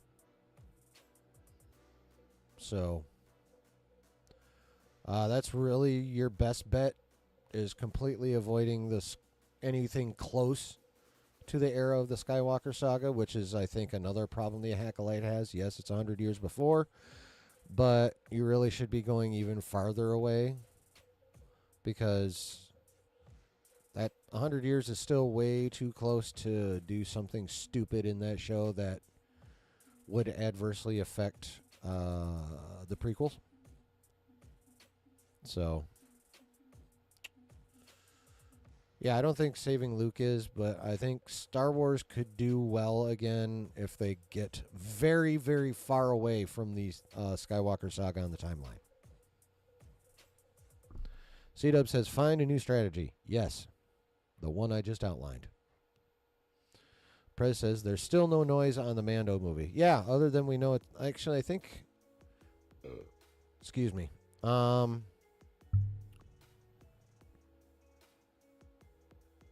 I feel like there's a filming... There's a window for the film to start filming.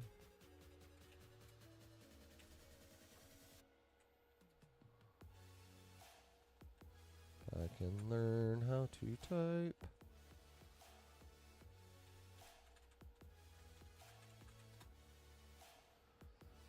Oh.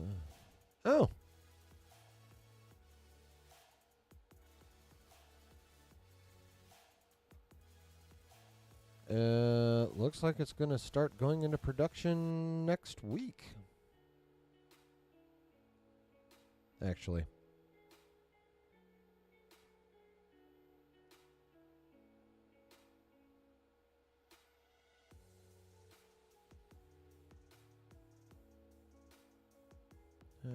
Piss off. Yeah, it's supposed to begin. Production Weekly listed that movie to begin filming on June 17th of this year. So, literally 1 week from today, on the finale of The Acolyte, the Mandalorian and Grogu movie will begin filming. How about that shit?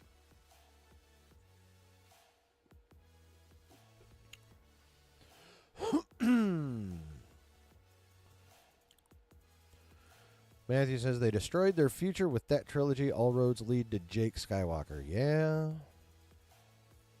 Yeah, that's why, like, you know, having Mando and Ahsoka and Thrawn and all that shit is cool, but it's still a point where everything leads to that fucking trilogy. So when I'm watching the good portions of what comes out in that era, I just put blinders on to where it's going to be going and ignore all references as much as I can.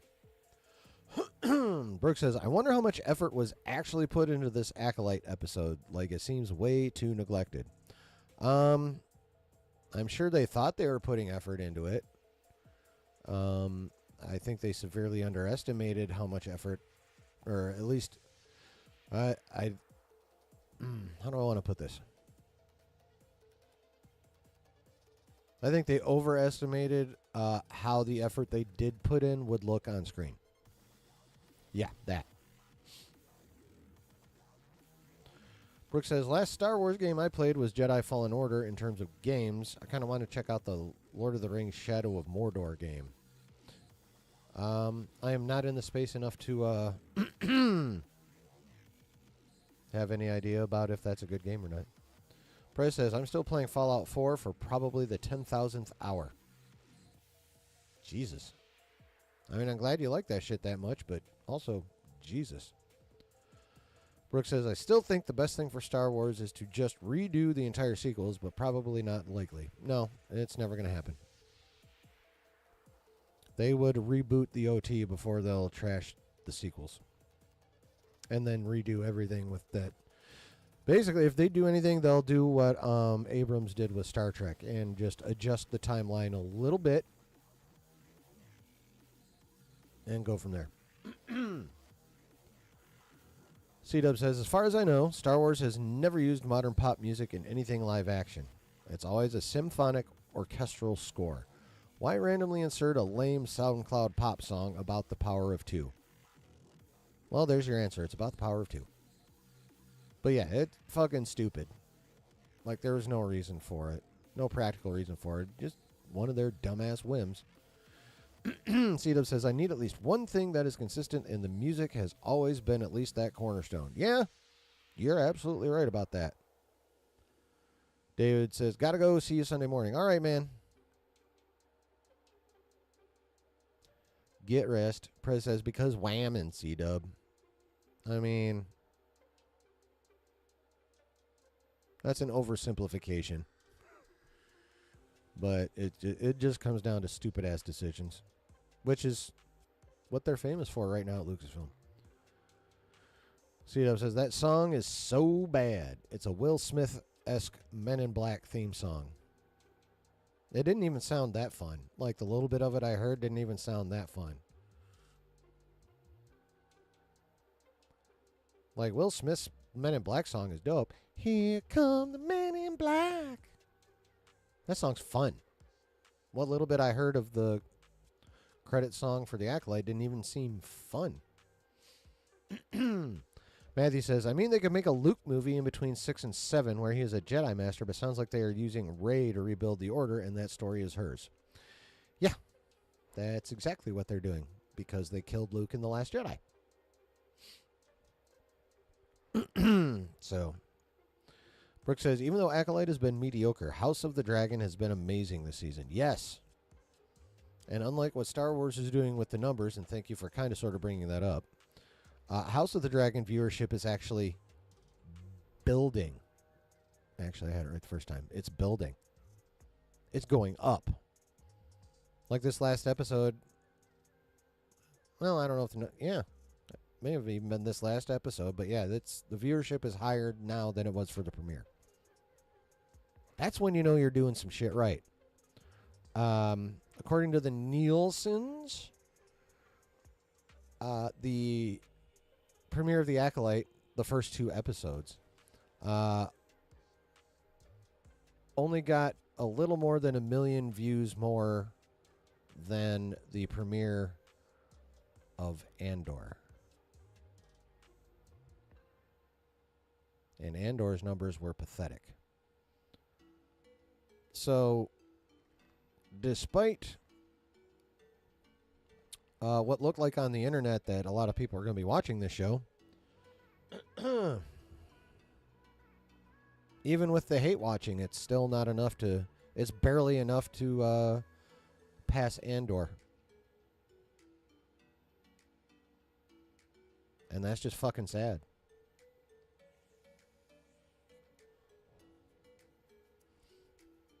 This show is not successful. Like, I'm sorry for those of you who want to maintain a positive view of this franchise and want to believe it's in a good place. You are objectively wrong.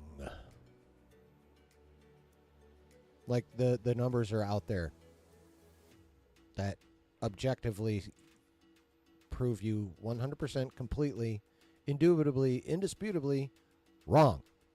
The franchise is failing. It has been on a decline since Kenobi. That's on that list too. Kenobi had the highest number of premiere views. Andor had the lowest. The Acolyte had the second lowest. I don't remember the order of the rest of the list. But, yeah. So, yeah, The Acolyte is failing miserably. Star Wars in and of itself is failing miserably because all Disney Star Wars is put out outside of the first 2 seasons of Mando, Rogue One. Yeah, those are the only ones that have been consistently good throughout. The first 2 seasons of Mando and Rogue One.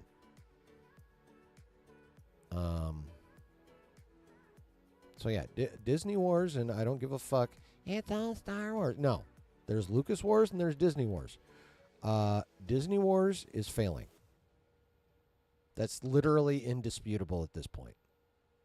Except by people who are willfully ignoring the information and cramming their heads straight into whatever they feel will hide it best. And just staying there and going, la la la la la la la, I can't hear you. Star Wars is and will always be awesome. The franchise will always be kicking ass. No, motherfucker. No. Sorry, not sorry. Like, I'm sorry it's true, but I'm not sorry you're fucking wrong because you need to figure it out quickly. and get on the train of letting them know so they maybe actually fucking start listening and change. Maybe.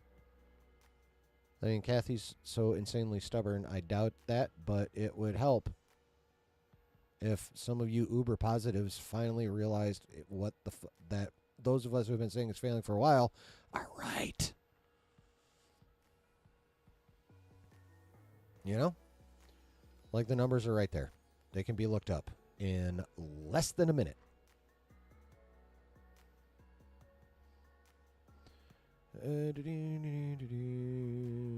Prez says, I mean, it was a knockoff of Forget Me Nots, so of course it was good. What was? I have completely lost the context for that chat, Prez. I'm sorry.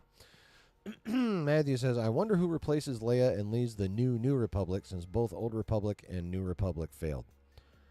Oh, you're talking about the New Republic after Episode 9?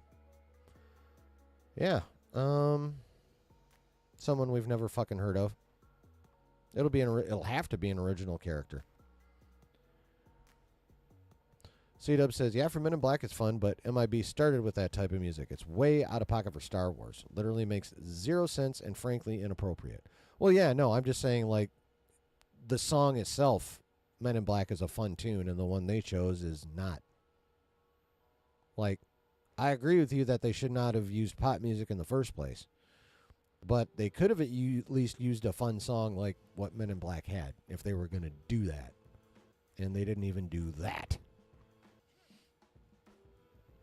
Matthew says, does Finn become a Jedi? What happened to Poe? Does he become some old warrior like Wedge or return to smuggling? I have absolutely no clue.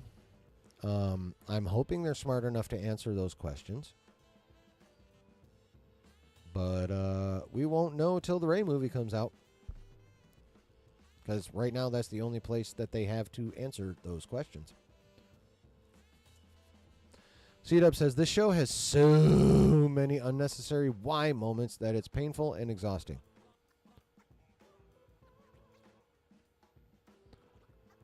Yes, there's way too many why moments in that show. Or da fuck. Prez says, Finn will end up a deadbeat dad like Han. The MIB song. Yeah, that's a fun song. Matthew says, Lando probably died off screen too because this is 15 years after Rise of Skywalker and Billy D is like 90. I mean, 87 is his actual age. Yeah, no, there's going to be no legacy characters left by the time the Rey movie's there. Like, none. All gone. Pure Disney characters. I mean, they did bad enough with good Lucas characters to fall back on. I have no confidence that they'll be able to give us a good Rey movie with all original Disney characters in it. Because they have yet to really succeed with that outside of The Mandalorian. And Rogue One. Of course, Rogue One had some reliance on legacy characters, so that one does not qualify. So, yeah.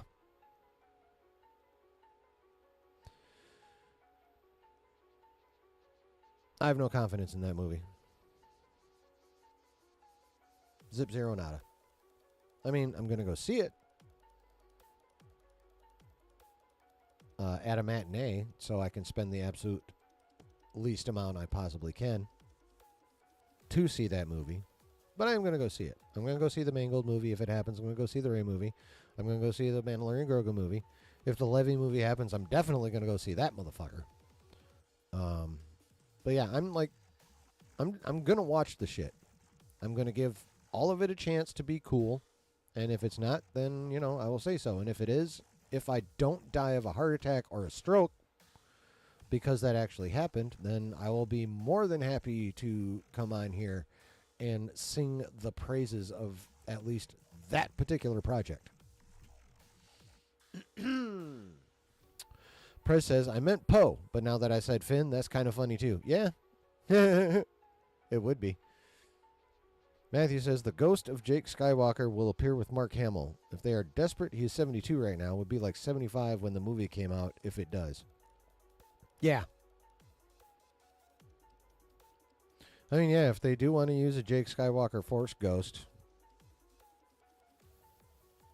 well, I mean, they're starting to film in 1 week, so they could get it done.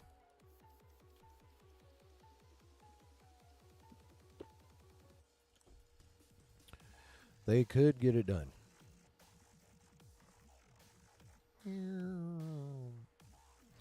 But yeah, if that Levy movie actually comes to fruition, I'm here for it.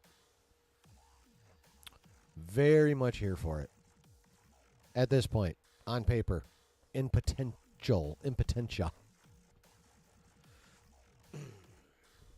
I am hype for the potential of what a Levy Star Wars movie could be.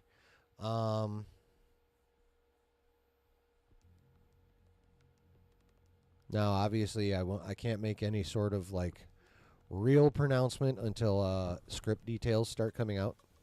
But in potentia, yeah, I'm hyped for a Levy Star Wars movie for sure. Prez says just bring Hayden as an angry the father yelling at Rey. That would actually be hilarious. That would be sweet. Comes in, fucking manifests like, what are you doing? You took my name. You're training these people like shit. What the? I should just choke you out right now and I'd snap your neck and be done with you. I can let my dark side out. Yeah, that would be awesome. Hayden just comes in and just fucking goes off.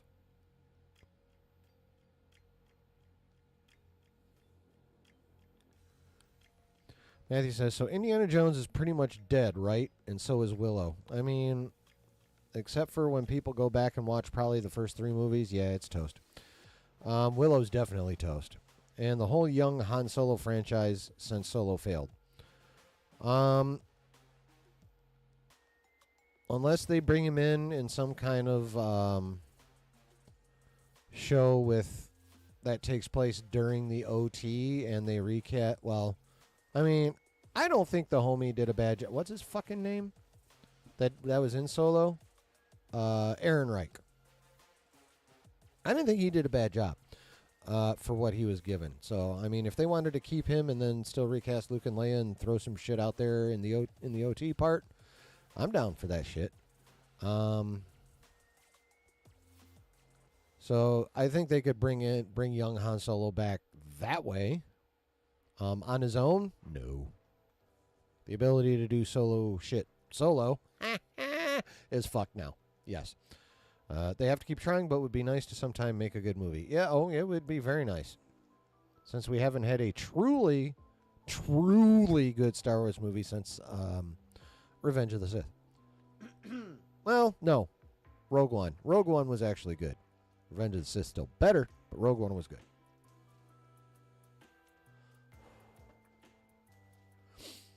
C-Dub says, I wish we could get an honest take about the show from Filoni. We never will, but there's no way you'll make me believe he is cool with this show.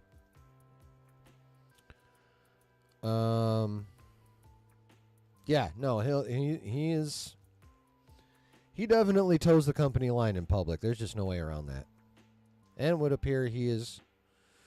It seems like he's cool with towing the company line behind the scenes as well. I actually feel like that weird ass supposedly humorous scene with Basil doing that goofy martial arts lame shit and then stomping on toes and then biting legs and Pip squirting May with oil. Like that is, I don't think Hedlund put that shit in there. I think that was Filoni like, we need a little lightheartedness in here because this is Star Wars. But I mean, he probably, I would imagine he definitely has his issues with it, but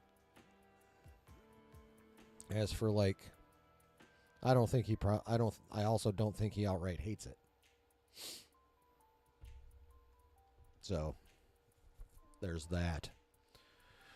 Prez says, I could choke you and snap your neck right now, but I can't because KK. Yeah, that's true.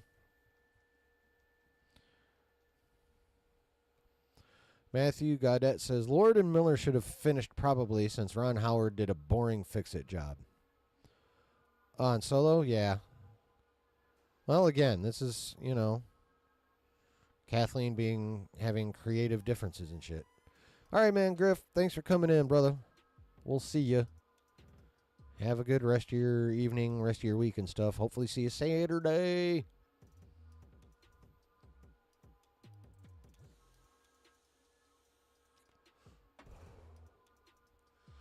But yeah, I would like to have seen a version of I would like to have seen the full Lord and Miller version rather than the Lord and Miller Howard version. I think it'd be interesting. Matthew says, Rogue One, I'd like to see the darker, more gritty version. KK keeps meddling. Rogue One, I think, was gritty enough. Honestly.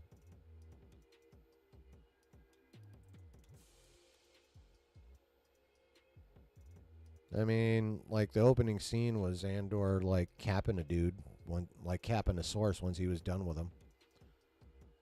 So, there's a decent amount of grit in Rogue One. I think they have a good amount of grit. I don't think they really needed too much more grit. I mean, it would have been cool if, Vader had done a little more damage in that hall scene, but fuck, that was still a sick-ass hall scene. So, I mean, I wouldn't have a problem with more grit, but I think they got the good amount of grit in that.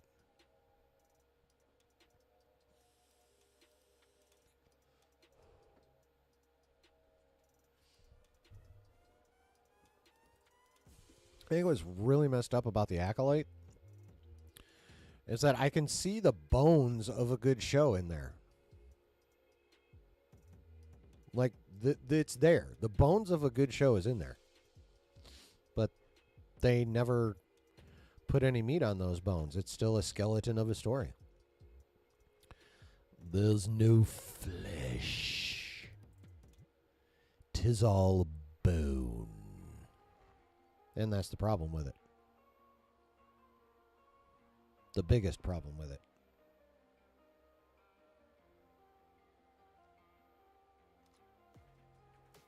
So, yeah.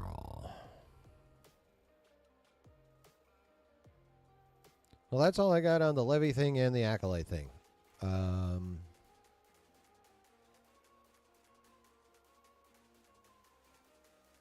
that's all I really had to talk about tonight. Matthew says, but Gareth Edwards' cut was not released. They released the cut from the guy who did Andor.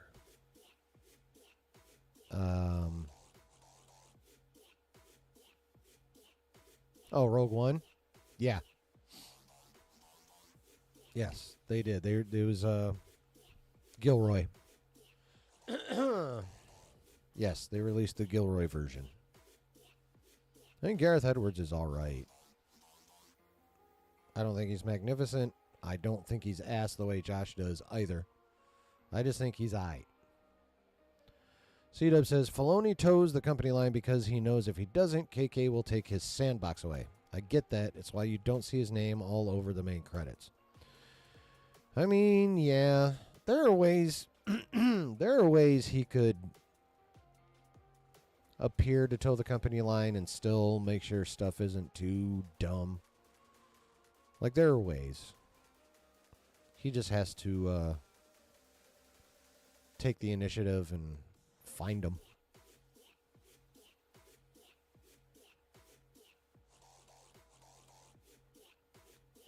Like, I haven't had a job where I haven't been able to find a few shortcuts here and there. So, get around shit I thought was stupid. So, Dave could do the same thing, even in Lucasfilm.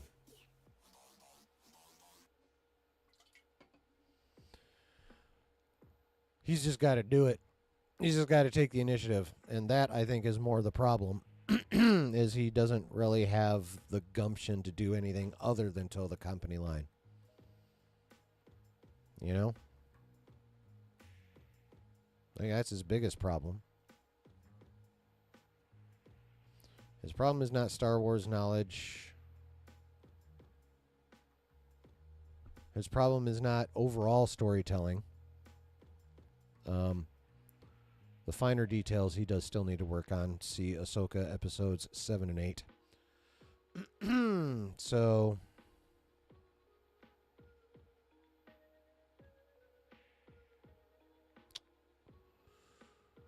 yeah, it's I'm afraid Filoni suffers from a lack of intestinal fortitude. Matthew says, Gilroy reshot the last third, the only part I thought worked. Still would like to see the alternate Vader scenes and Attack on the Beach. I mean, yeah, I'm curious. But for me, I'm not like dying to see that the way I was very stoked when I knew the Snyder Cut was coming out. I am intrigued about the director's cuts of the Rebel Moon movies, just mostly not because I'm anticipating them being awesome, just for comparison. Like, I want to see how different they are with, you know, all the extra shit that they're supposed to have, you know. Will these movies make it apparent that Netflix was the main problem with the original cuts because they hacked the shit out of it? Will we be shown that? Or will we be shown that Zach should never touch a pen or a keyboard again and just make it look pretty? That's also possible. Maybe some combination of the two. But I'm gonna watch the director's cuts of those, and I'm gonna find the fuck out.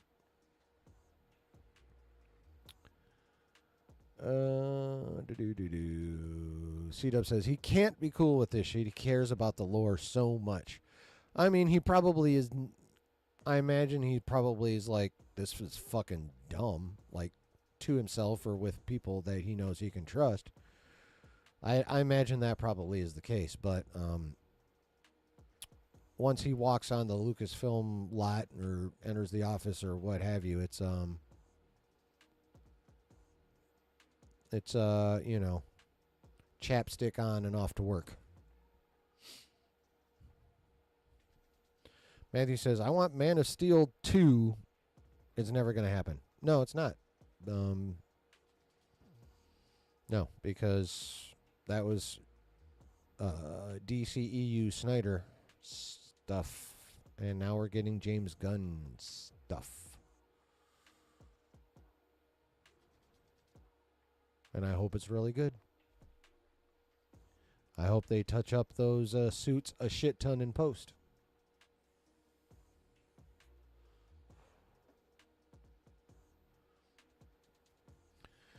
Matthew says, I still can't believe Christopher McQuarrie pitched a Superman film with Cavill and they said no.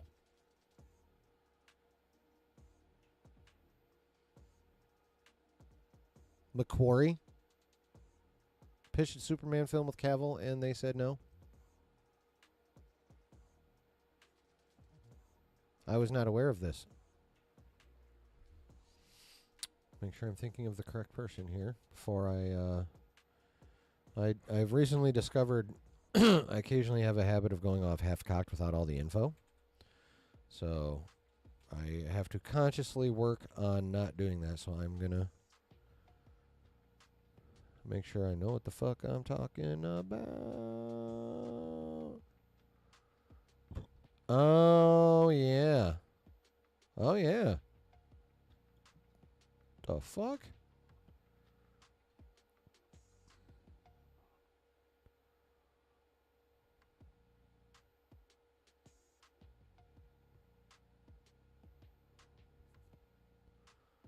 Okay. Mission Impossible. Okay, World War Z.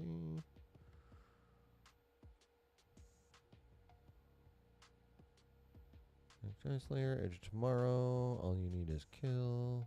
Rogue Nation.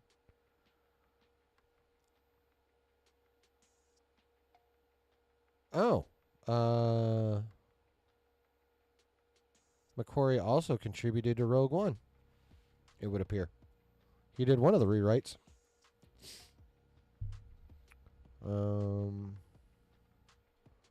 Ooh, that didn't work out so well. He was commissioned to write a new script for Tom Cruise's version of The Mummy, and we know how that turned out.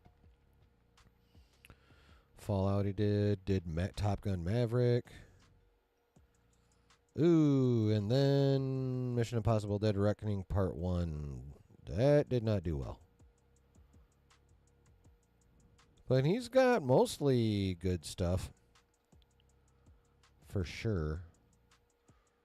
Oh, he's got uncredited writing on, Batman Robin, X-Men, cool. The Wolverine. Oh, uncredited writing on Rogue One, probably because Gilroy retightened his tightening. It's not quite the... Who am I thinking of?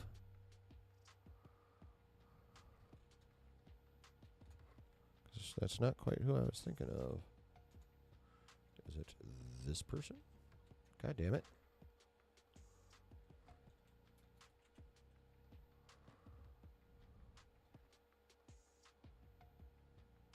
Oh, okay. Yeah, but that's not the same guy either. But, yeah.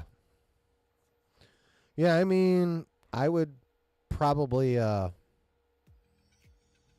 depending on what kind of story you pitched, I don't know why they wouldn't have.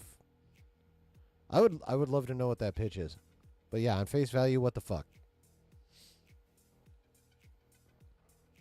On face value, what the fuck? All right. But yeah, that is lame.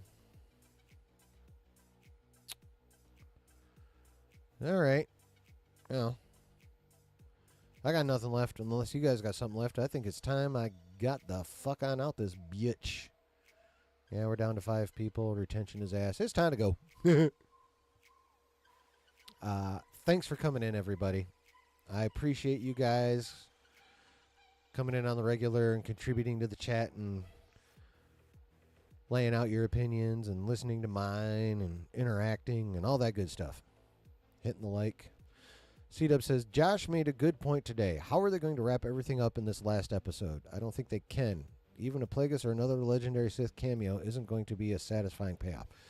Yeah, well, I said earlier, I think it was before you got in.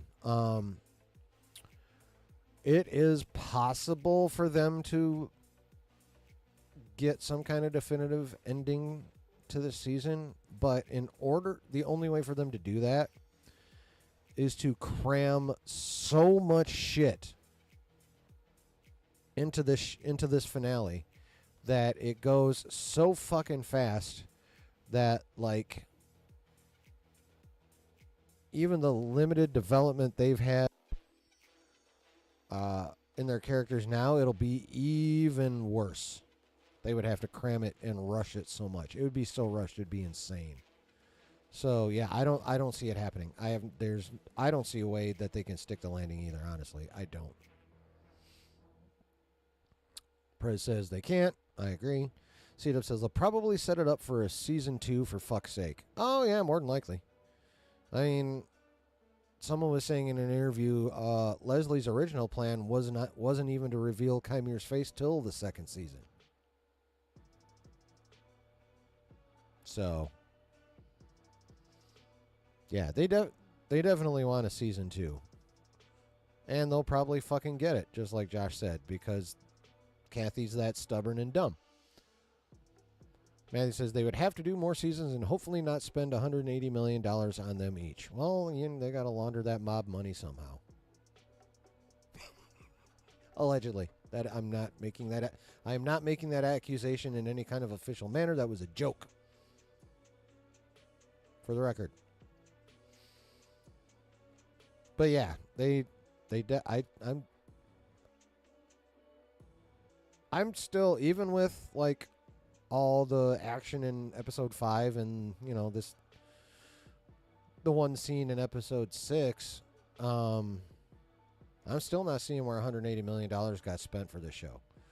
Like, there had better be like all kinds of fucking epic shit in this finale. Like, because otherwise, what the hell did you spend this on? Like, for real. I have yet to see anything that indicates that they're even getting close to having spent that much on this show. Like, I'm not seeing it.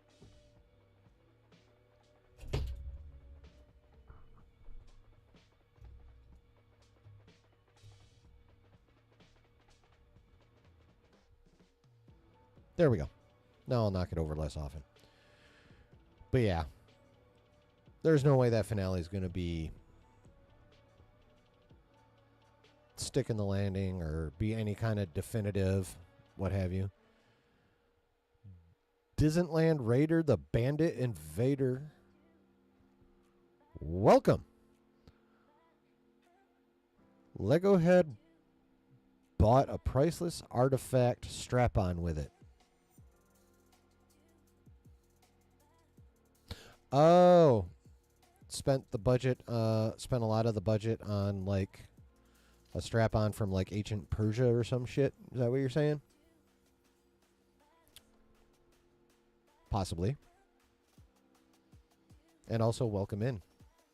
Coming in hot with talking about strap-ons right from jump. Have you been watching in secret? So you already know I'm a bit of a perv.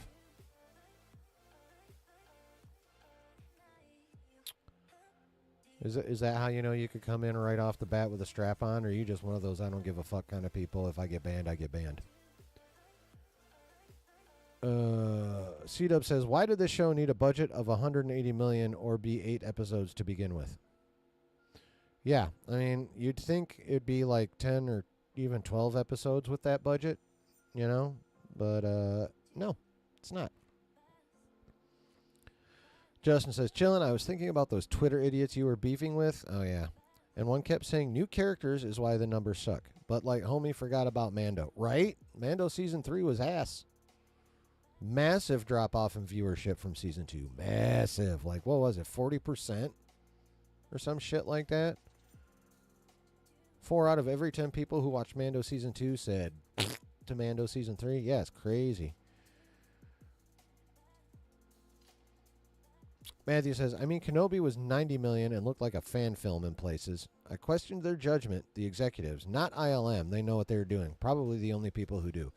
Yeah, well, that was, they used a lot of the volume in that, and if I'm remembering correctly, the person who was able to make the volume look really good in Mando had left by the time Kenobi was being produced, so they had the backup volume people doing that and have been doing the volume work since. And you can tell they're not as good as the original, homie, at all.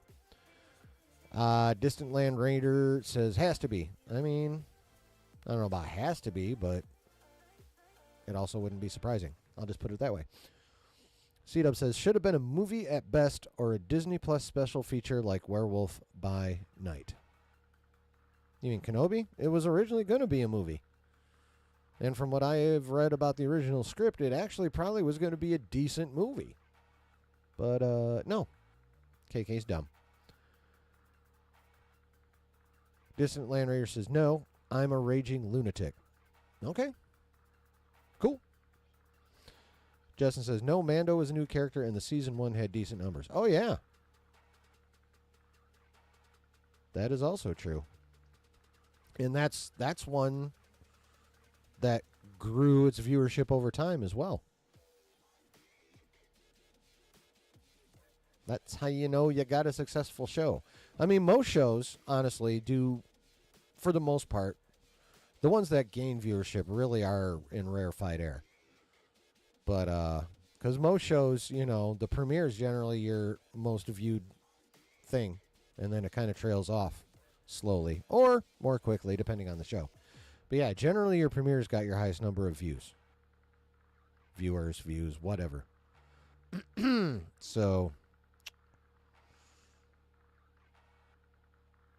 yeah. So definitely when something grows in views or viewership, big time success. When something drops off only a little, you can call that a success, as long as like the overall numbers are still good. Like if you're still only starting off with like 6 million views, and even if you only have like a 10-20% drop, that's still a shitty place to start. So still basically nobody's watching your fucking show. That's kind of what that breaks down to.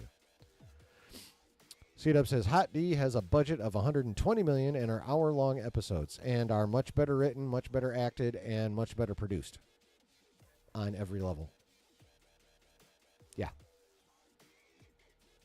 Yep. HBO knows what the fuck they're doing, and currently Lucasfilm does not. Matthew says, however they shot Ahsoka, it looked like the prequel virtual green screen sets. Looked fake. Was that the volume? Yes. That was the volume. Justin says, those people were idiots. Yes. They were members of the group that they don't care what the actual numbers say. Star Wars is always fine, and they always make good shit. They have their heads firmly crammed somewhere. You can decide where on your own personal taste. But yeah. They're definite. They've got like rose-colored glasses welded to their fucking heads or some shit. Gorilla glued, something. It's crazy. It's fucking nuts. But it's where we're at, unfortunately. Runes. Runes are fucking cool. I've got runes.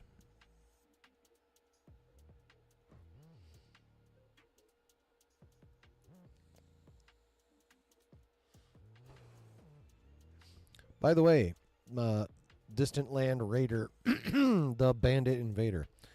Did you hit like on your way in? I've had my phone on Do Not Disturb, so if you tried texting during the stream, no. Well, I may have gotten it, but I didn't know about it.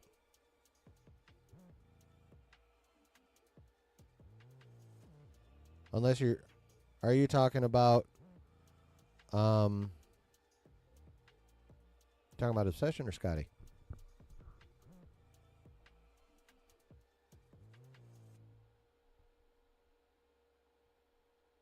Checking.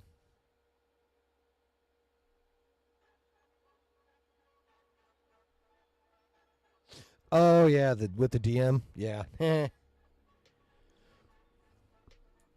mean, you can try. Oh, that reminds me. I actually need to do that. I'll start DMing motherfuckers after stream. I mean, dude, fucking go for it. If you actually get it to happen, then, you know. Because I haven't been able to. So if you can fucking pull that off, go for it. Matthew says, there is no replacement for actually going on location and doing things as real as possible, like Andor, but you need a huge budget. It's crazy. They're making basically mini seasons on a theatrical price. Yes. I mean, yeah, using as many practical effects as possible, it definitely increases the quality of your project, for sure. But it is a lot more expensive. Because then, you know, you gotta get everyone there, get all the equipment there, build all the fucking sets, yada, yada, yada, yada, yada. So, yeah, green screens and shit are much more affordable, generally. But, yeah, doing as... On-location shooting is always preferable, at least in my mind. You know, do as much practical shit as you can. Airline Raider says, saw them. It's why I said that. All right. Cool. Oh, on my fingers. Nice. Okay. Duh. My bad. You will before you go. Hit the like. Nice. Justin says, hello. Fuck it. I'll ask. All right, man. I mean, if he ignores you like he ignores me, then, you know, it won't be a surprise, will it?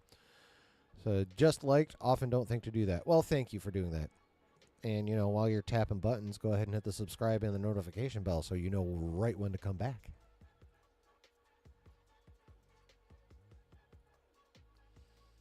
which the next time, just so you're already aware, will be this Saturday at 9 p.m. Eastern. And we're going to have marvelous stuff to talk about on Saturday. It's kind of the way it's been, at least.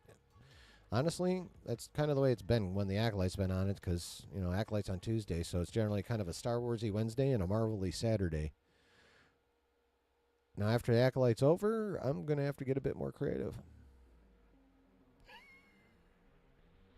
Scary. Oh, well. Anyway. But, all right. I'm outie, folks. Thank you guys for coming in. And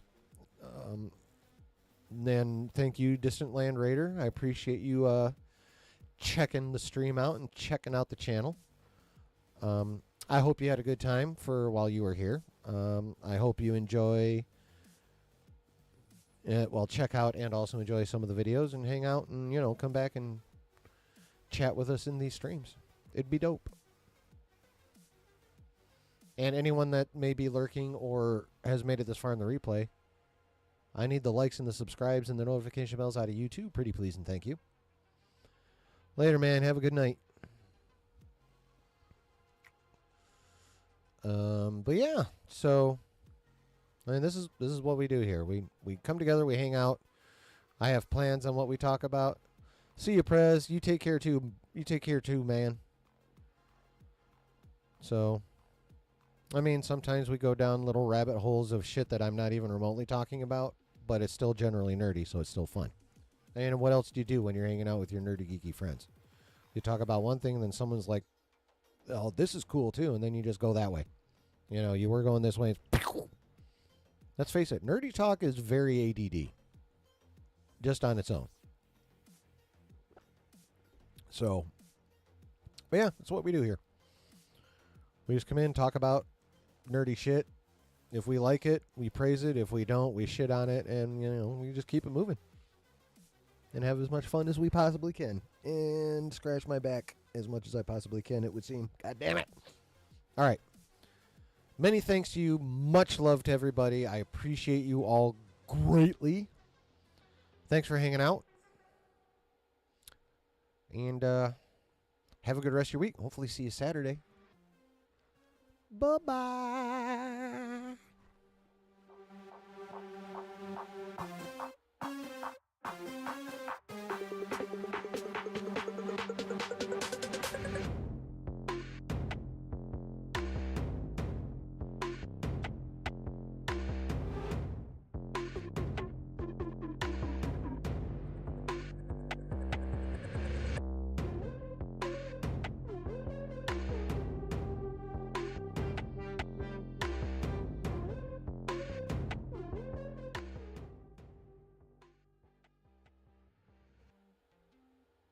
Will you?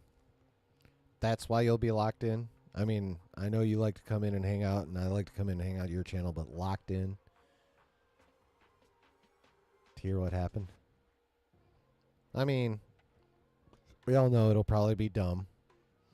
So, at the very least, I'm going to try and come up with an extremely entertaining way to shit on it. Anticipating that I will be shitting on it, because I do anticipate such a thing.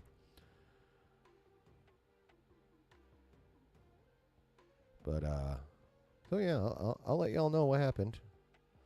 For those of you who have said, fuck this shit. And again, I don't blame you. Yeah, you're not watching. I know you're not watching.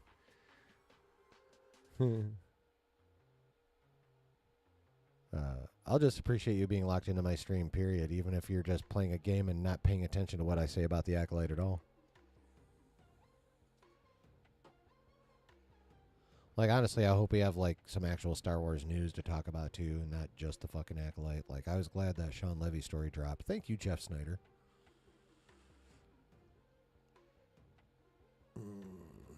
Yeah, we'll definitely be talking about the finale. And I'll DM some people, see if we can't get a round table together. That'll be fun. I think round table is more better way to go. Our debate last time ended up more as a round table kind of naturally anyway, so. You're having your Josh moment? Nice. All right. But yeah, I hope everyone had a good time hanging with me. I always have a good time hanging with y'all. Much love. I hope to see y'all Saturday. And you should come by Saturday. Do you know why? It's because there's always a good time to be had when you're chilling in the basement. Peace, y'all.